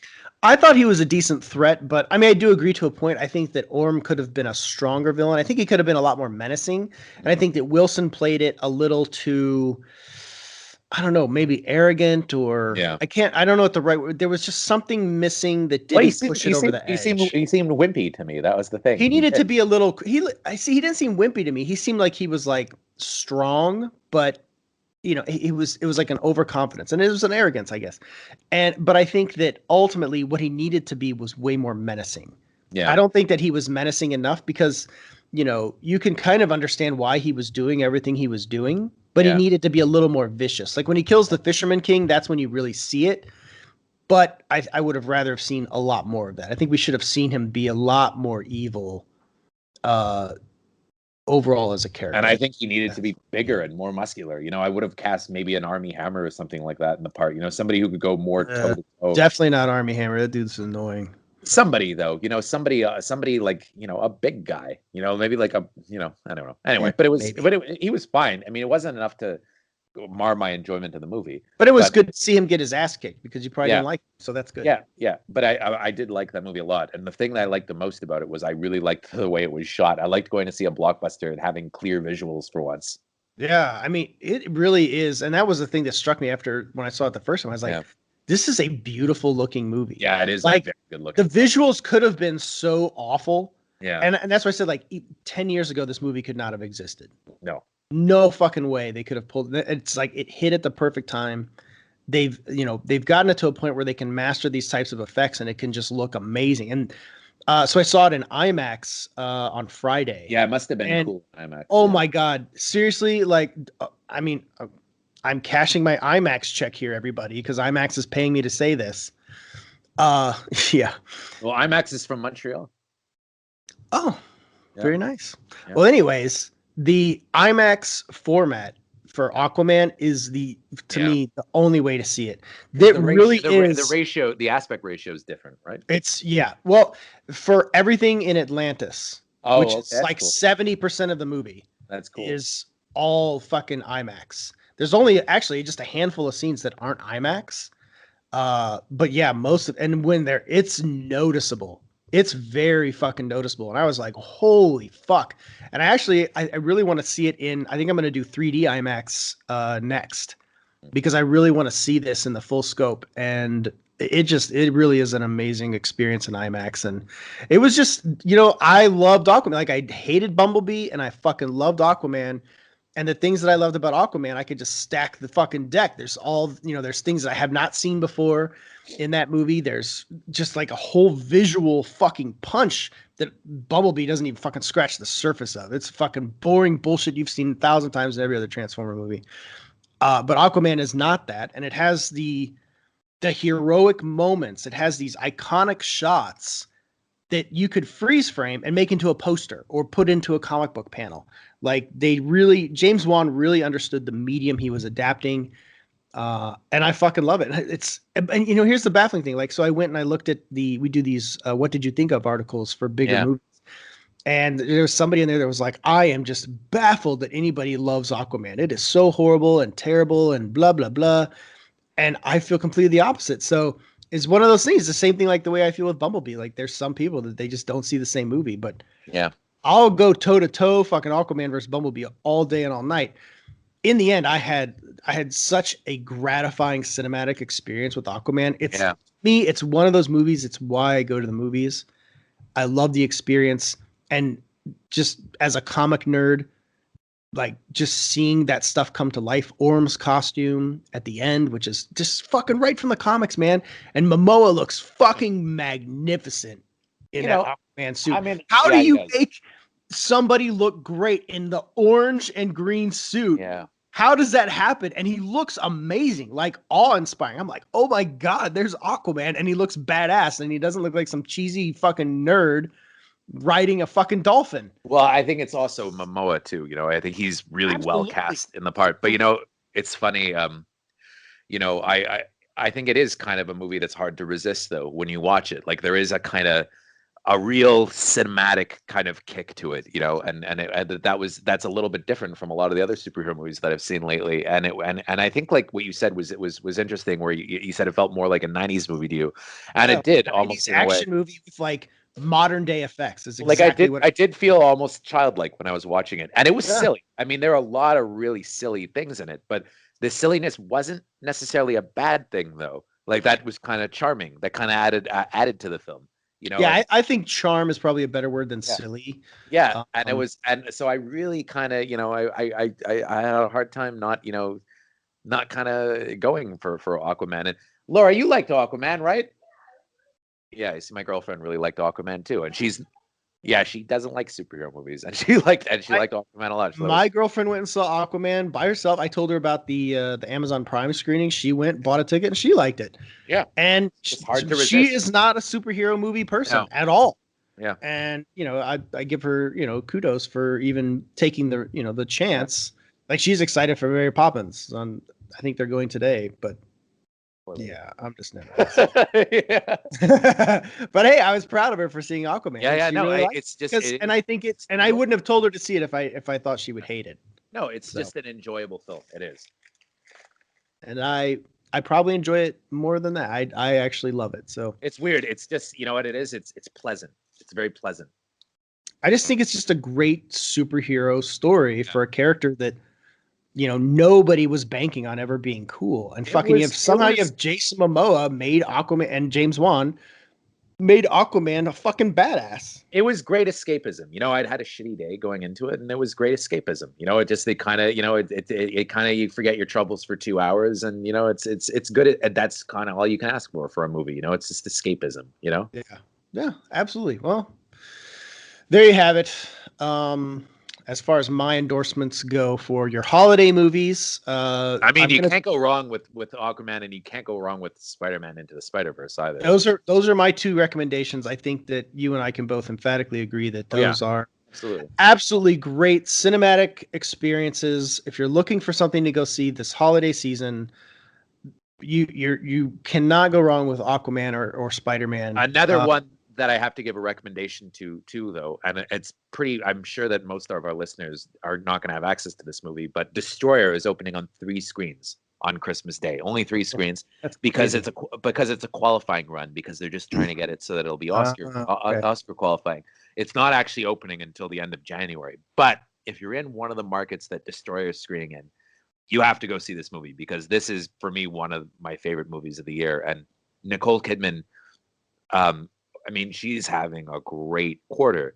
She's been in 3 really good movies, Boy Erased, Aquaman, and Destroyer, but very different in all 3 of the movies. And Destroyer, it's kind of fun, to see Nicole Kidman as kind of the superheroine in Aquaman, because in Destroyer, it's like a legit action thriller, and if you ever wanted, but she's so gritty in it, and it's such a transformative performance for Nicole Kidman. Like, you could watch that movie, you wouldn't know it was Nicole Kidman looking at it at times, but it also has flashbacks, and it's kind of, so it is kind of Nicole Kidman at times. It's almost hard to describe how good it is. But if you are in a market that Destroyer is opening in, go see that movie, because it is like a phenomenal film.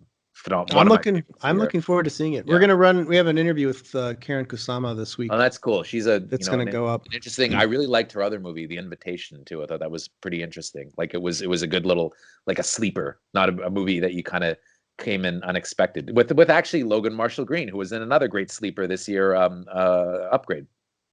Oh, I love Upgrade. Just one of those little sleeper movies, where you don't necessarily see them coming, and they end up being great. Well, that is a great transition into our next topic here. Best movies and TV shows of 2018. I would say Upgrade is absolutely in my top 10. Oh, me too. And I It was in believe it mine. was your early recommendation. Yeah. You were part of like the early buzz, like saying, "Hey, this is actually a fucking amazing Well, I movie." saw it late. That was the thing, you know. It kind of because it premiered at South by, and then it played at the Overlook, which I had gone to the year before, but wasn't invited for some reason this year. I think it was because A24 wasn't paying the bill like they were last time. But I had heard it at screen there, but I didn't. We didn't get it in Montreal until very late, until like the end of its theatrical run. And by this point, we had already run Jimmy's review, and Jimmy loved it. And I Oh, really yeah, liked maybe it was Jimmy's review, not well, yours. I really like Jimmy, but we don't always agree on movies. You know, he often will go more for the genre stuff than I will. You know, Yeah. I don't always kind of like the schlocky genre stuff. It's more his wheelhouse. So Yeah. but I'd heard enough about it that made me want to go see it, and I did go see it when it played it like for a week in Montreal, and I absolutely loved it. I mean, I thought it was terrific, just a great action movie, great thriller, really interesting action design. Lee Wanell did a great job. Liked the performances a lot. Loved Logan Marshall Green. Like I thought that was a really like it kind of, you know, as much as I liked Venom and I was one of the people that liked it, I found that Logan Marshall Green, you know, nobody can really kind of, you know, where he's fighting but he doesn't really know that he's fighting, and the look on Yeah. his And he's like, yeah, like, what the fuck? and What am I almost doing? like that's a really good physical performance, Yeah, you know. absolutely. And Absolutely. I really liked that movie a lot, you know. I think that was super underrated, but it did. But you know, it's funny though; it did actually fairly financially well for that company because it's the highest grossing movie that BH Tilt, that's Blumhouse's company, just that distributes on its own, has ever put out, and it made like over like 15 million or something, which for like a micro budget indie that was put out by like not a major, by like a tiny studio, and it never played beyond like 100 screens or something. I think that's pretty good. Yeah, I thought it was just tremendous. It reminded me of like a 90s Verhoeven type movie. Yeah, STEM. Loved it. Yeah. STEM. STEM, what are you doing? Hey, Paul, can we pause for a sec? I really have to pee, and my girlfriend's just about to shower, so I'm not going to be able to get back in there. I have to go real bad. Go ahead. I'm just gonna have to put in another pee thing, All just like last week. Chris is going pee. Chris is taking a pee. He's kind of like one of those old men. I mean, we have been going for an hour and a half, so I get it. I mean, I could probably pee. I'm not going to. I'm just gonna hang out. Just talk to you guys. Seriously, do not go see Bumblebee. It is a terrible, terrible fucking movie. Like, the more I think about Bumblebee, I can't wrap my head around these good reviews at all. I don't get it. I don't. I truly am baffled that people are loving Bumblebee. Oh, shouldn't have had that third cup of coffee. All right, I'm back. Hey, welcome back, Christopher. Oh. So anyways, we're getting ready to talk about our favorite movies and TV shows of 2018. So Upgrade was on both of our lists. Upgrade, for me, I mean, I would say Aquaman for sure. I mean, this is a movie I've seen 3 times this year, so it's absolutely on my top 10. I would say Destroyer as well, which I just talked about. That was for sure on the list. For me, another one, I've talked about it so much, so I'm not going to go into depth about it. But I loved First Reformed. I really thought that was, you know, a masterpiece. That and you know, I know you didn't like it as much as I did, but You Were Never Really Here, the Lynn Ramsey movie. I thought that was amazing too. I thought it was good. I just didn't. It was a little too weird in some Yeah. spots. It got a little too odd for me, but I really appreciate the style of it. Yeah, and I mean, First Reformed too. I mean, I feel like I've written so much about this movie. I did the review. That was my installment for best movie, and then I'm doing it again for the top, writing it up again. And you know, I think you're the only one that's seen it out of. But I loved it so much. It was like my number one movie. So when we're doing the JoBlo top 10, I guess you can't not put it in the top 10 if it's my number one movie, and I'm one of the main critics. But I loved it. I thought it was you know, an incredible movie. Yeah. And it's weird though. It's funny. I feel like it had an extra impact for me. You know, I mean, you and I have talked about this a little bit before. I'm not necessarily a religious person. I'm probably agnostic, I guess. But I was raised that way, and I do have it. You know, I would still kind of classify myself maybe in the believer side. You know, and I think that kind of on my own issues and if my you own pray every night, you're certainly a believer of something. Yeah, and exactly, and my own I think my own kind of conflicts with religion, because I am conflicted about that sometimes, and Sure. when I see stuff going on, in the church that really kind of offends me and everything, it's so that almost played into it a little bit too, and it was the same thing, a similar experience I had into a movie I saw a couple years ago called Cavalry with Brendan Gleeson, Oh, yeah. which I thought was a great movie too. But anyway, First Reformed definitely on my list. What else is on yours? I will say also Avengers Infinity War. A lot of people are throwing in Black Panther there because they're trying to do the check the block thing, but Avengers Infinity War is a far superior. I would say, I would argue, for me, probably, it's kind of toe to toe with Aquaman in terms of like being a superhero epic.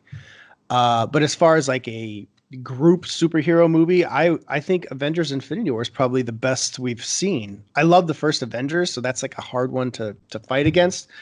But Avengers Infinity War had such a huge impact and people love it. Like everybody loves Yeah. this fucking movie. Like everyday people that aren't movie nerds are like into this. Like I was at the theater Yeah. and like people, you can tell who are casual moviegoers and who are people Sure. that are like nerds like us. And like families were there to go see movies and everybody was talking about Avengers. They're Yeah. like, "Oh, the new trailer, oh, Avengers Endgame trailer." And Yeah. they're like it's like revolving around their life. It's like something like I need to see what happens. I need I to mean, like I really liked it too, and I gave it a great review. And but it didn't make my top 10. It's funny. The one superhero movie that made my top 10 was Spider-Man Into the Spider-Verse. which would also be on my list. I think is just a Yeah. phenomenal. I mean, for me, like it was a pretty good damn year for superhero movies. Oh my And the thing God, is, it was a even very though good year. I It was a don't very love good year. Black Panther like everybody else, I still like it. I Yeah, own it. and Ant-Man versus Ant-Man and Yeah. Wasp was really good I too. liked Ant-Man. I think that's probably the weakest of them all, but it's still enjoy. That's Yep. not a bad thing. And It's Aquaman's very still good enjoyable. too. It was a very good year for that. Like they were Yeah. all pretty good movies. Yeah. So Yeah. Nothing but was like really like awful. no, So no. that's Spider-Man that. Into the Spider-Verse was terrific though. That was for me, that would be on my list. And have you seen Star Is Born yet? Because that would be on my list No, too. I haven't seen it, but that's on the main JoBlo list, but I still haven't seen it. I mean, that's Um, just a really well-made, like old-fashioned Hollywood movie. Great acting. Just Yeah. really impeccably done. Good music. I know Jimmy O really loves it too. Yeah, oh yeah, and it's just one of those classic stories too, and it hits you on an emotional level. Even though, the thing is, I've seen A Star Is Born. There are three different versions of it, and so I knew exactly what was coming in the movie, Right. but it still hit me on an emotional level, and I think it was a great film, and I think that Cooper was great. I thought Gaga was great. I loved Sam Elliott in it. I liked Andrew Dice Clay in it. It was, and it's also another one of those movies too, though, that hits a very broad audience. Me and my girlfriend both loved it. My sister, who's a little bit older, loved it. My parents watched it this weekend, and they both loved it. And they're in their late 60s. They thought it was great. And it is one of those movies I think that kind of, reaches again like across a really kind of wide audience. And it really is like a people movie. I'm looking forward to seeing it. I really want to see it. It's just one of those ones. Every year this happens. There's probably, I would say probably about 5 movies per year that I really want to see that I haven't gotten to. And even I bought the Sicario sequel. I blind bought it. They had it on sale for $10. I still haven't watched it. And I'm like, I really like beyond excited to watch it because I love fucking Taylor Sheridan and I really loved Sicario. And I really like. I just haven't had a chance to sit down and not in my top 10, but it would probably be in my top 20 because I liked it quite a bit. Yeah, I just haven't gotten to it. And Mandy, I blind bought Mandy, but I still haven't watched it. Mandy would be in my top 10 for me because the thing about Mandy is that it's so unique, right? Like it's there's nothing else that came out this year that's quite like Mandy, and that's the same thing as maybe Spider-Man Into the Spider-Verse too. It's very, I can't even really describe Mandy. And when I saw it at Sundance, some people had trouble with it because it was a midnight movie and it's a slow burn, which is risky when you're doing a midnight movie, and it's over 2 hours long. But the payoff is so huge in that movie. Another one that I'm actually going to be writing about and rewatching today because it's part of my best of 2018 is Annihilation, which Annihilation is a really good movie too. I think you're right about that. That was I just think it's phenomenal sci-fi. Yeah. It really is. Like when you're talking about what it is, it's a movie that lives up to its genre. And it's got visuals I've never seen before. Yeah. Oh, it's very creative and I mean impeccably acted too. And it made me take my kid to the hospital right after it was over because you couldn't ask for a better endorsement right there. Like literally my kid thought he was having a heart attack. And there was a lot of stuff going on this year with my kid. He's gone through his parents getting divorced, living between two houses and all this other stuff. But the thing is, what we tried to figure out is that he basically had a panic attack after Annihilation was over. So certainly those other factors are probably swirling around in his brain, but Annihilation was the fucking catalyst that like just freaked him out. And he didn't even realize it, but it was like the visuals in that movie. Like even for me, I was like, whoa, these are like kind of fucking with my head. Yeah. Like some of the visuals in there. And like I took my kid to the emergency room after Annihilation. Like what better endorsement could you ask for? He was fine. He like literally just had to calm down. He sat in a fucking hospital bed, drank some ice water, and they let us go and didn't charge us anything because they're like, well, we didn't really treat him. So he's just like was freaking out. And it's never happened again. This is why I say Annihilation was the catalyst because that has never happened since. But he was like, we left the movie. He was like, he's like, no, I'm freaking out. Like, I don't know what's going on. I was like freaking out. I was like, I don't know what's going on. And has he watched it again? I guess not, eh? Yeah, well, I'm gonna watch it again today, but not with him here.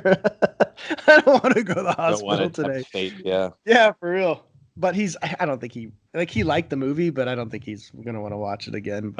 I really like the score to that too. Is Portishead and Ben Salisbury. Yeah, it's really wild, evocative kind of story. Yes, and that's another one that I really love this year that people aren't really talking enough about. I think is Isle of Dogs. Oh yeah, I love stop motion animation. That was a depressing thing too. How it got so bogged down by that. The dogs. They're not. They're dogs. They're talking dog.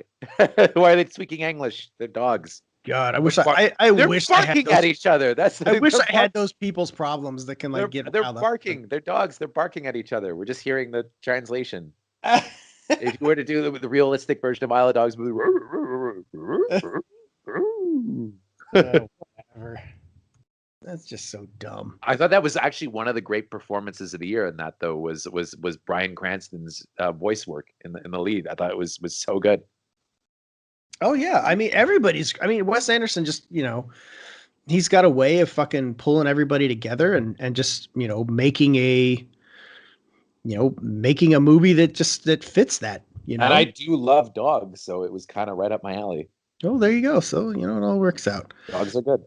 I also loved in terms of like an action movie, a best action movie of the year. I would say Mission Impossible Fallout. Yeah. You can't go wrong with that movie. It really is. It's so fucking meticulously made and executed.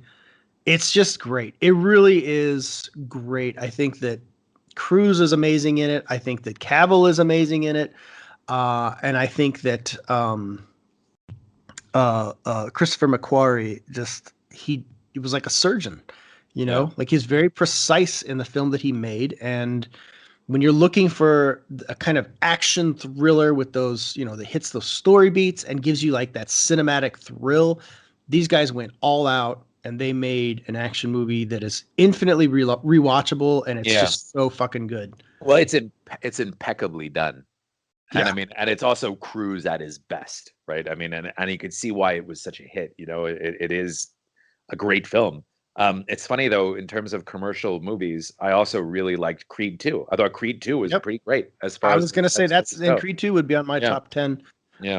I saw it twice and I loved a lot of it hinges on, I don't want to say nostalgia because I don't think that's necessarily correct, but it hinges on just my love of the Rocky films, but also of Rocky 4.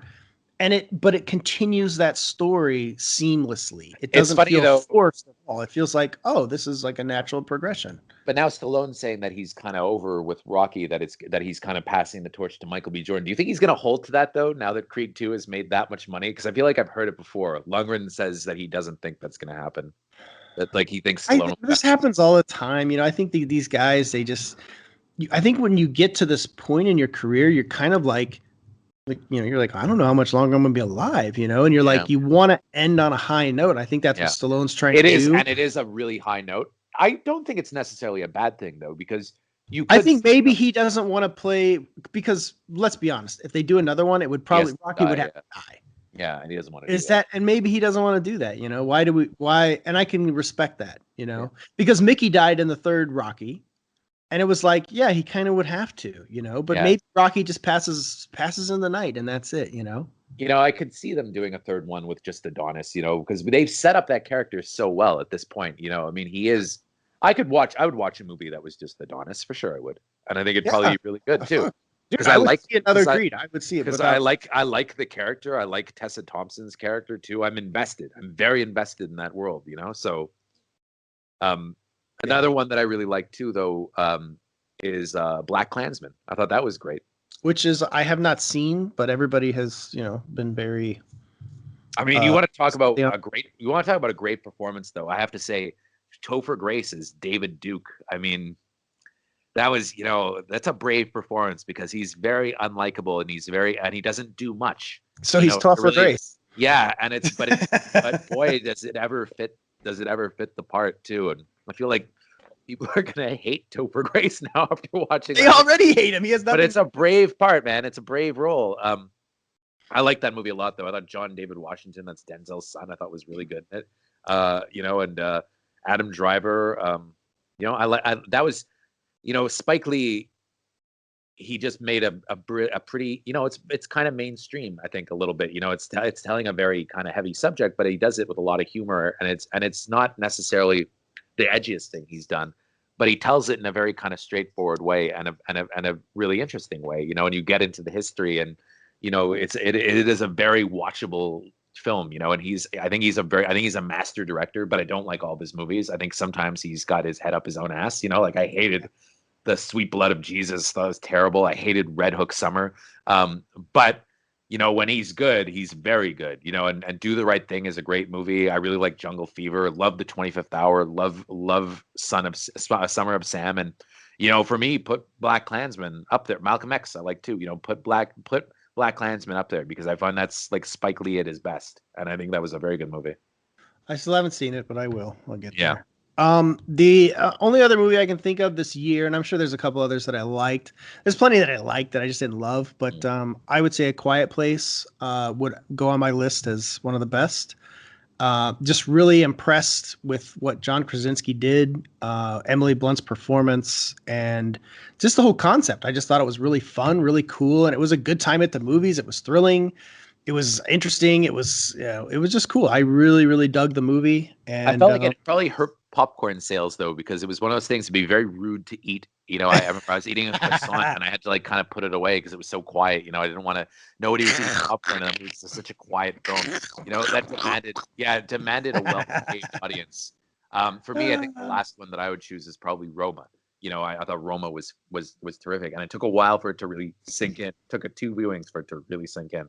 But I would say that that's a movie that, 10, 20 years time down the road, people will still be talking about. Will they? I think so. I think Roma will be a classic. All right, so that's our 2018 favorites. So somebody had posted a question. Well, let's say a couple of TV ones too, though, because TV was great this year, and there were just a few. That I'd like to point out. I really liked. We were talking about Taylor Sheridan. A show that I really enjoyed this year was Yellowstone with Kevin Costner. I only saw one episode.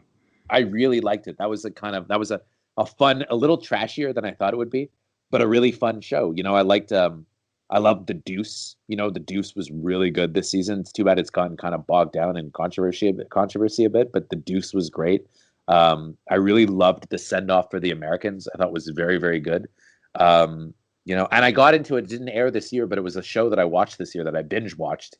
It was a big part of my year, I guess, was Halt and Catch Fire. I thought that was, if somebody wants a good show to binge watch over the holidays, go to Netflix and watch Halt and Catch Fire. And that show, it's like, that's a ride. That's a great, great show. Trying to think of like new TV shows that I liked this year. I felt like I liked Jack Ryan. I thought that was really cool. Haven't watched that yet. I liked Haunting of Hill House. I thought that was pretty good. I have some friends that hated it. I really liked Glow season 2. I thought Glow season 2 was great. Yeah, I really liked that show. Glow season 2 was really good. We didn't have new Game of Thrones this year, but I just did a full series rewatch, which I Well, I'm finished actually. It's funny. the other day. I'd only seen up to season 2, and I've been rewatching. I've been watching it, like catching up, and I'm halfway through season 5 now. And yeah, it's Oh very wow. good. I I it is like just the most gratifying. I still will say it is my favorite all-time TV show ever. I don't know how it'll ever be topped. And I just got up to the final episode leading up to the final season, and I it was such a gratifying rewatch. when Like when revisiting these characters and all the stuff that happens and like all the deaths and all the Yeah, surprises when and Pedro everything. And it's Pascal got killed at the end of season 4, I oh, wasn't expecting that, and it was funny. My fucking girlfriend was watching it, and all of a sudden insane. she starts cringing, and she's like, just kill him, just do it, stop talking, kill him." And then I was like, "Oh shit, something's gonna happen now." And then the mountain like crushes his Crushed head, his fucking head, yeah. and I was like, "Wow, I think he's dead."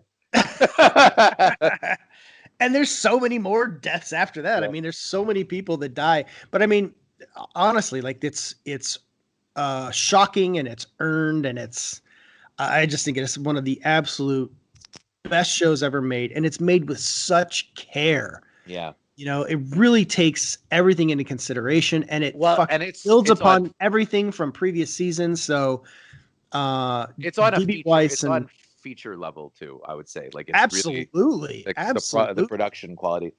And HBO is good with that. I mean, I really liked Sharp Objects as well. That was very good. Did you watch that? I did not. I did not watch Sharp That Objects. was very good too. Didn't get Oh, into and it. I really liked Little Drummer Girl. I didn't watch that either. Michael I, Shannon. I was. I think I'm less. I'm lower on the TVs. Oh, I watched Daredevil season 3, which I absolutely loved. And fuck, I feel duped now. I mean, now they're not going to make anymore. It's like, God damn it. One show I fucking loved, which I thought was great. I mean, they just adapted Bullseye to perfection. Kingpin was great. Matt's Journey. I mean, they did Born Again storyline, and it was just fucking great. And then now there's not going to be any more, and it would be years before they could even do it again. There was Disney exec was saying that they could potentially do it and it could be explored, but it's years away before you'll ever see it. Yeah. Really disappointing that we won't have more, but that doesn't diminish the fact that it is a great season. So that's really about it for TV for me. year ahead, I'm trying to think. We had a great question from one of our regulars asking what we were looking forward to in 2019 and what we were nervous about. And I would say for me, like the stuff that I'm really looking forward to, Once Upon a Time in Hollywood, definitely high up on the list. The Tarantino's new movie, the Joker movie, you know, big time for me. I think that's actually going to be like a big surprise. I think people are going to really like that one. I'm also really looking forward to, oddly enough, the Hobbs and Shaw. I think that's going to be fun. I'll see it. I like David Leitch. I like those actors. So, and there's there are a bunch of other movies too, though. I'm looking forward to, Godzilla. I'm always looking forward to a Godzilla, even though I'm not sure it's necessarily going to be great. And some of them though that I'm worried about though.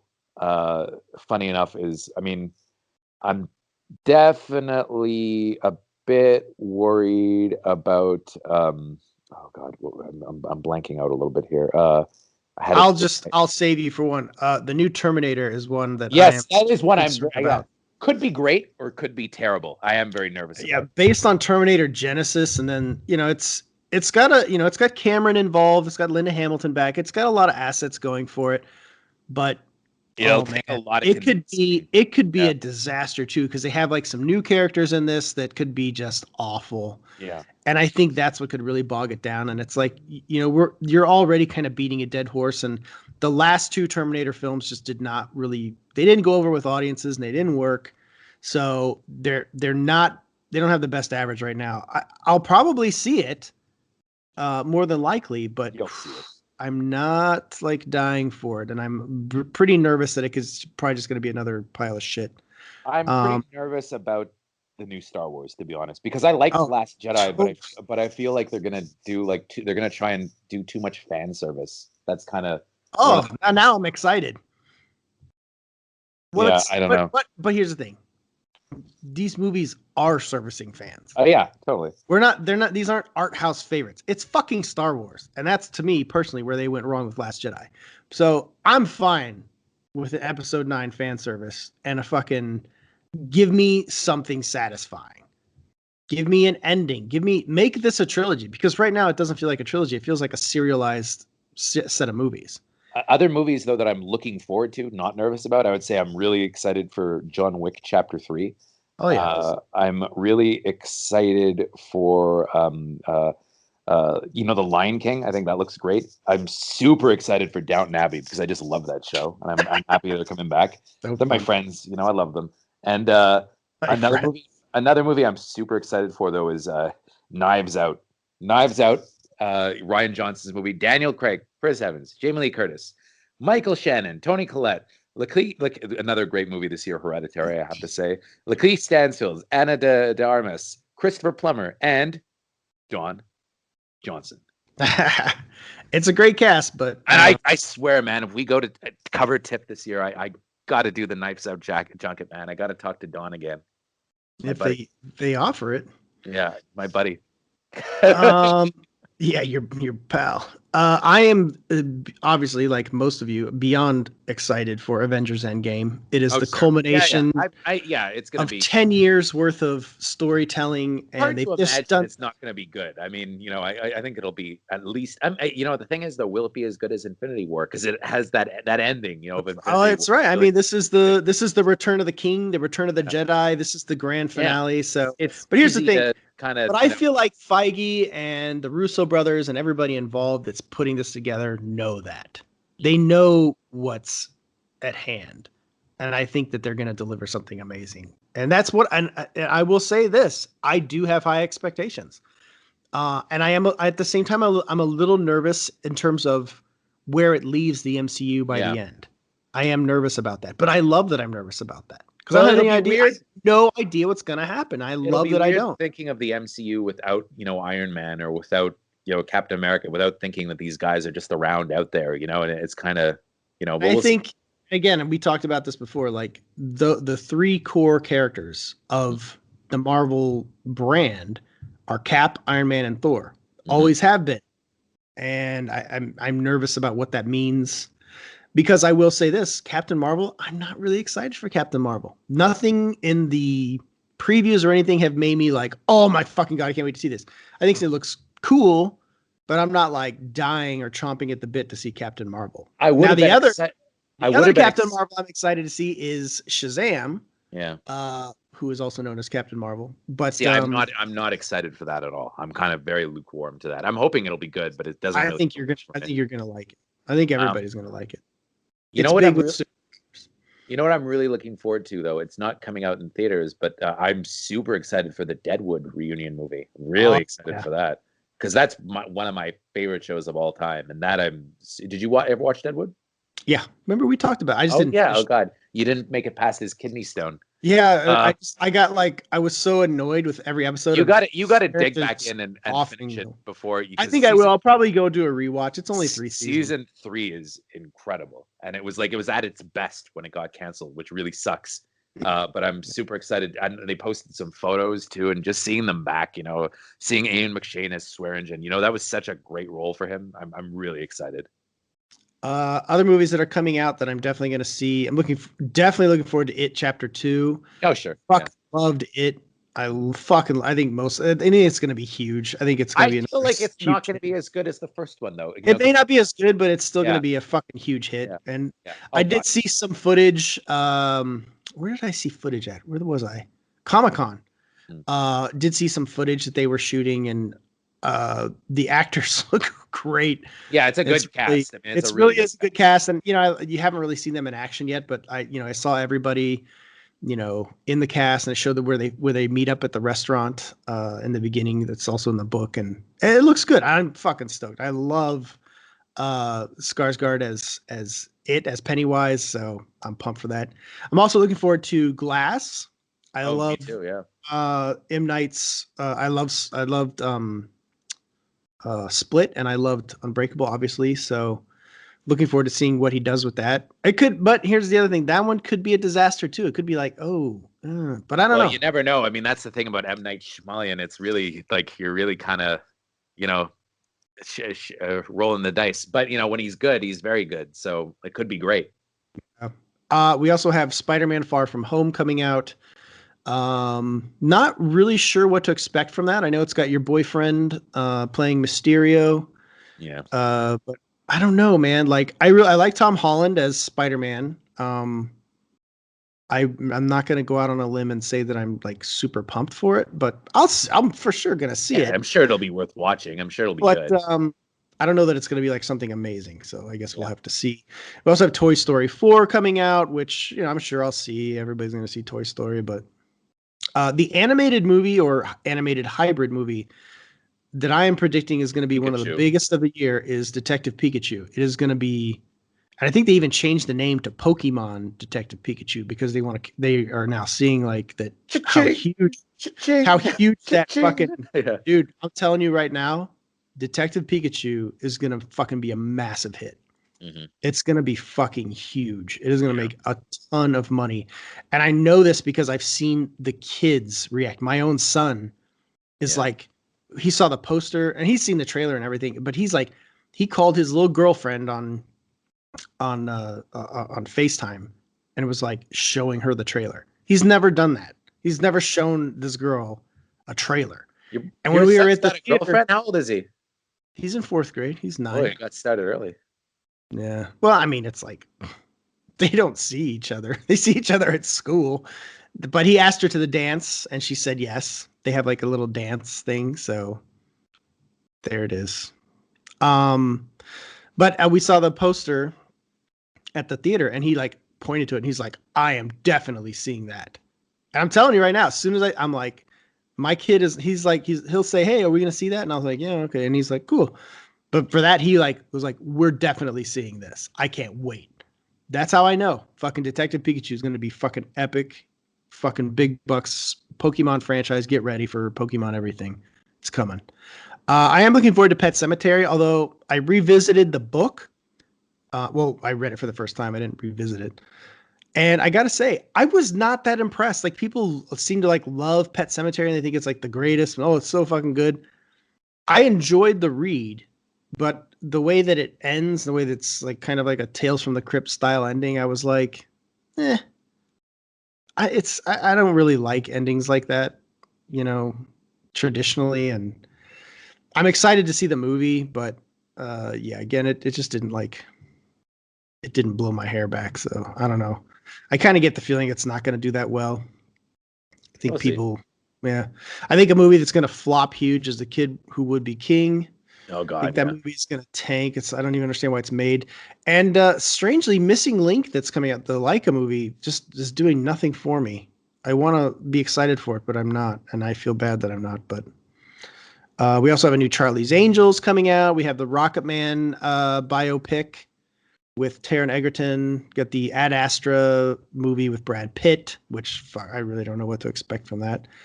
Zombieland 2, the Lego movie Chapter 2 or whatever they call it, the second movie, the second part. Dumbo is also coming out. A movie that I think is going to bomb fucking terribly is X-Men Dark Phoenix. I think that is Yeah. going down Yeah, in yeah. flames.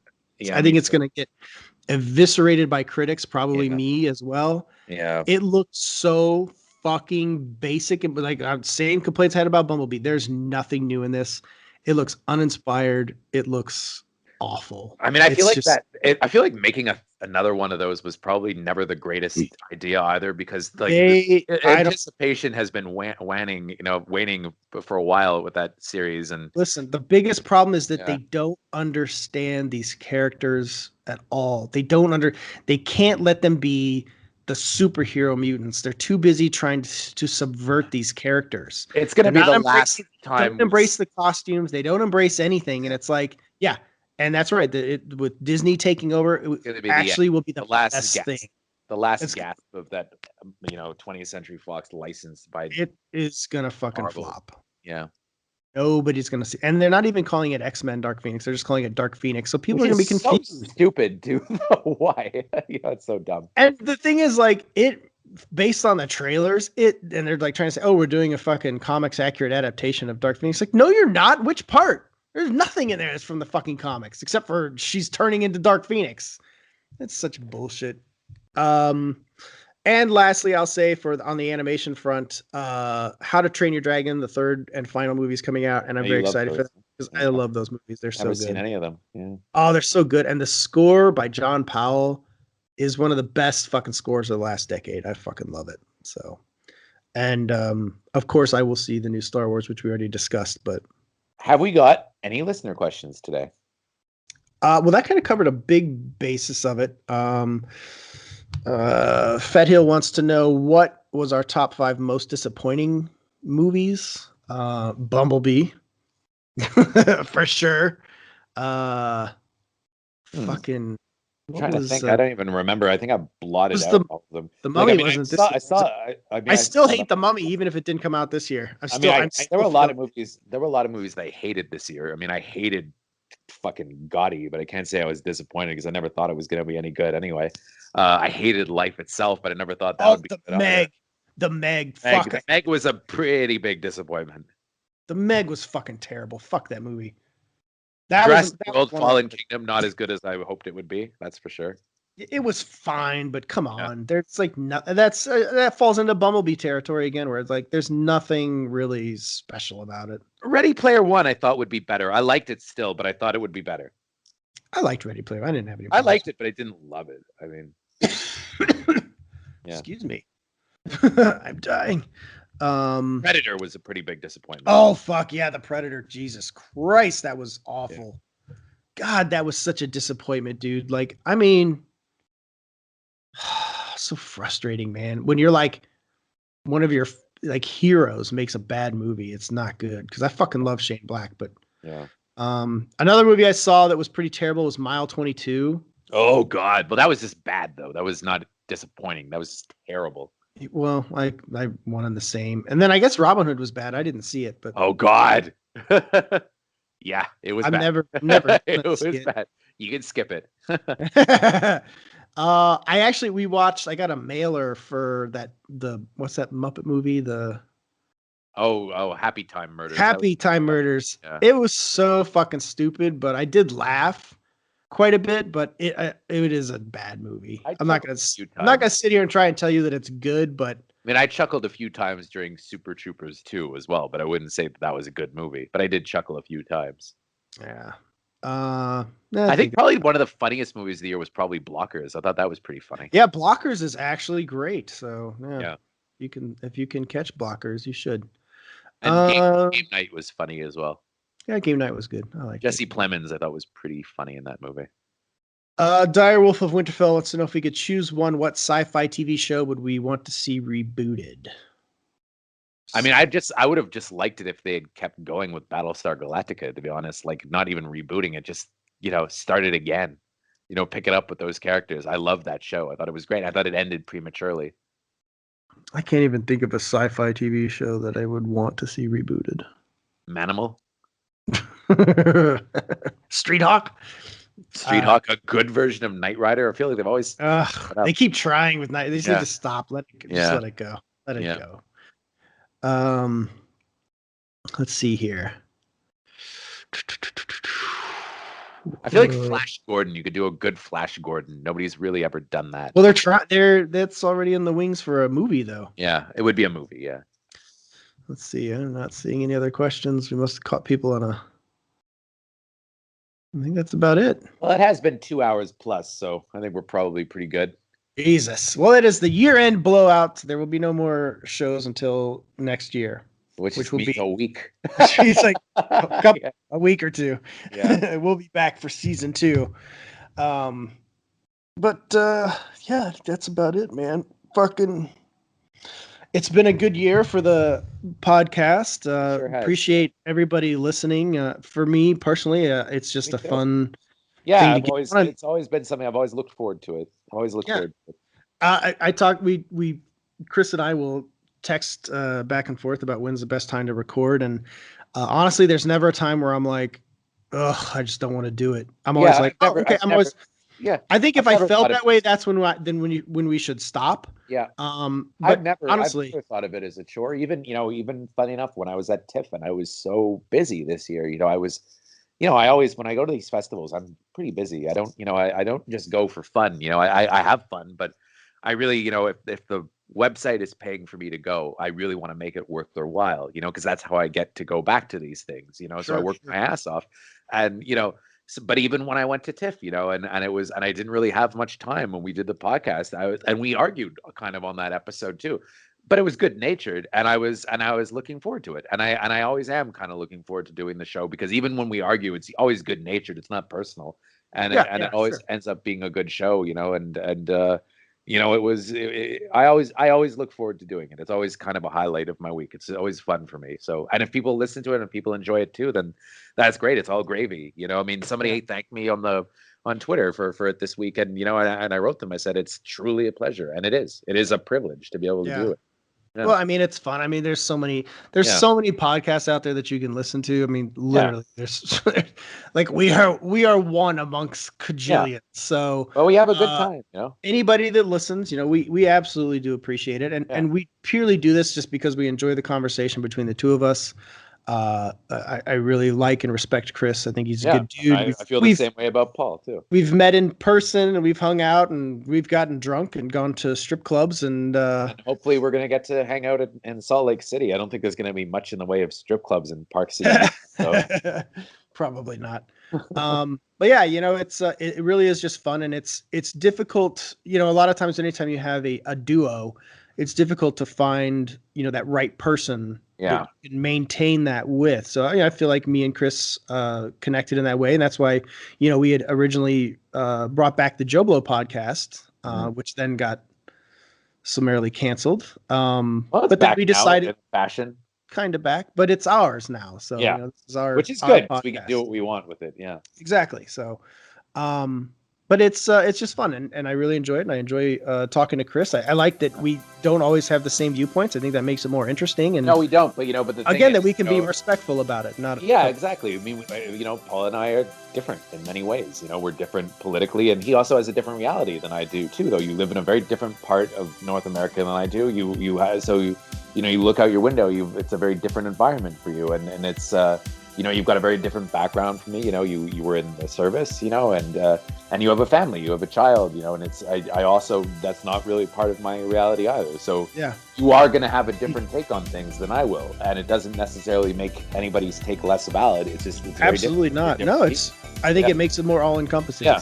I think that it makes for good conversation and more informed perspective. So anyways, we do thank you guys for joining us this year. It has been a really fun time. We will be back next year.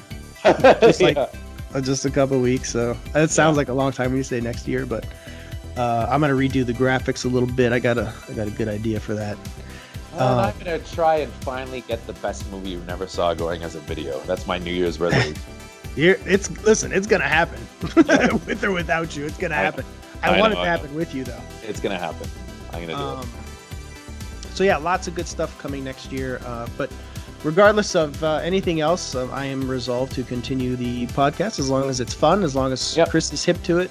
Yep. We're going to try and have more guests next year. We didn't really focus on that this year because we really just kind of wanted to get off the ground.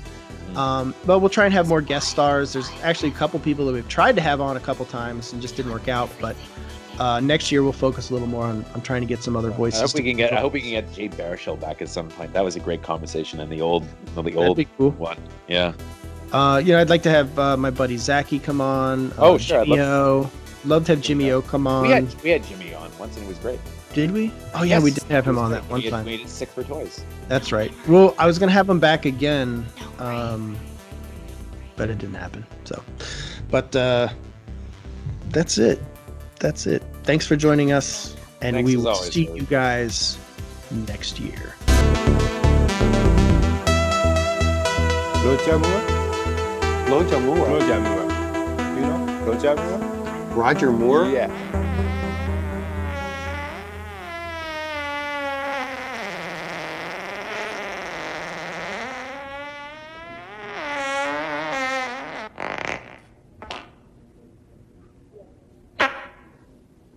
Was that a fart? And if you're still not convinced, I'll be back.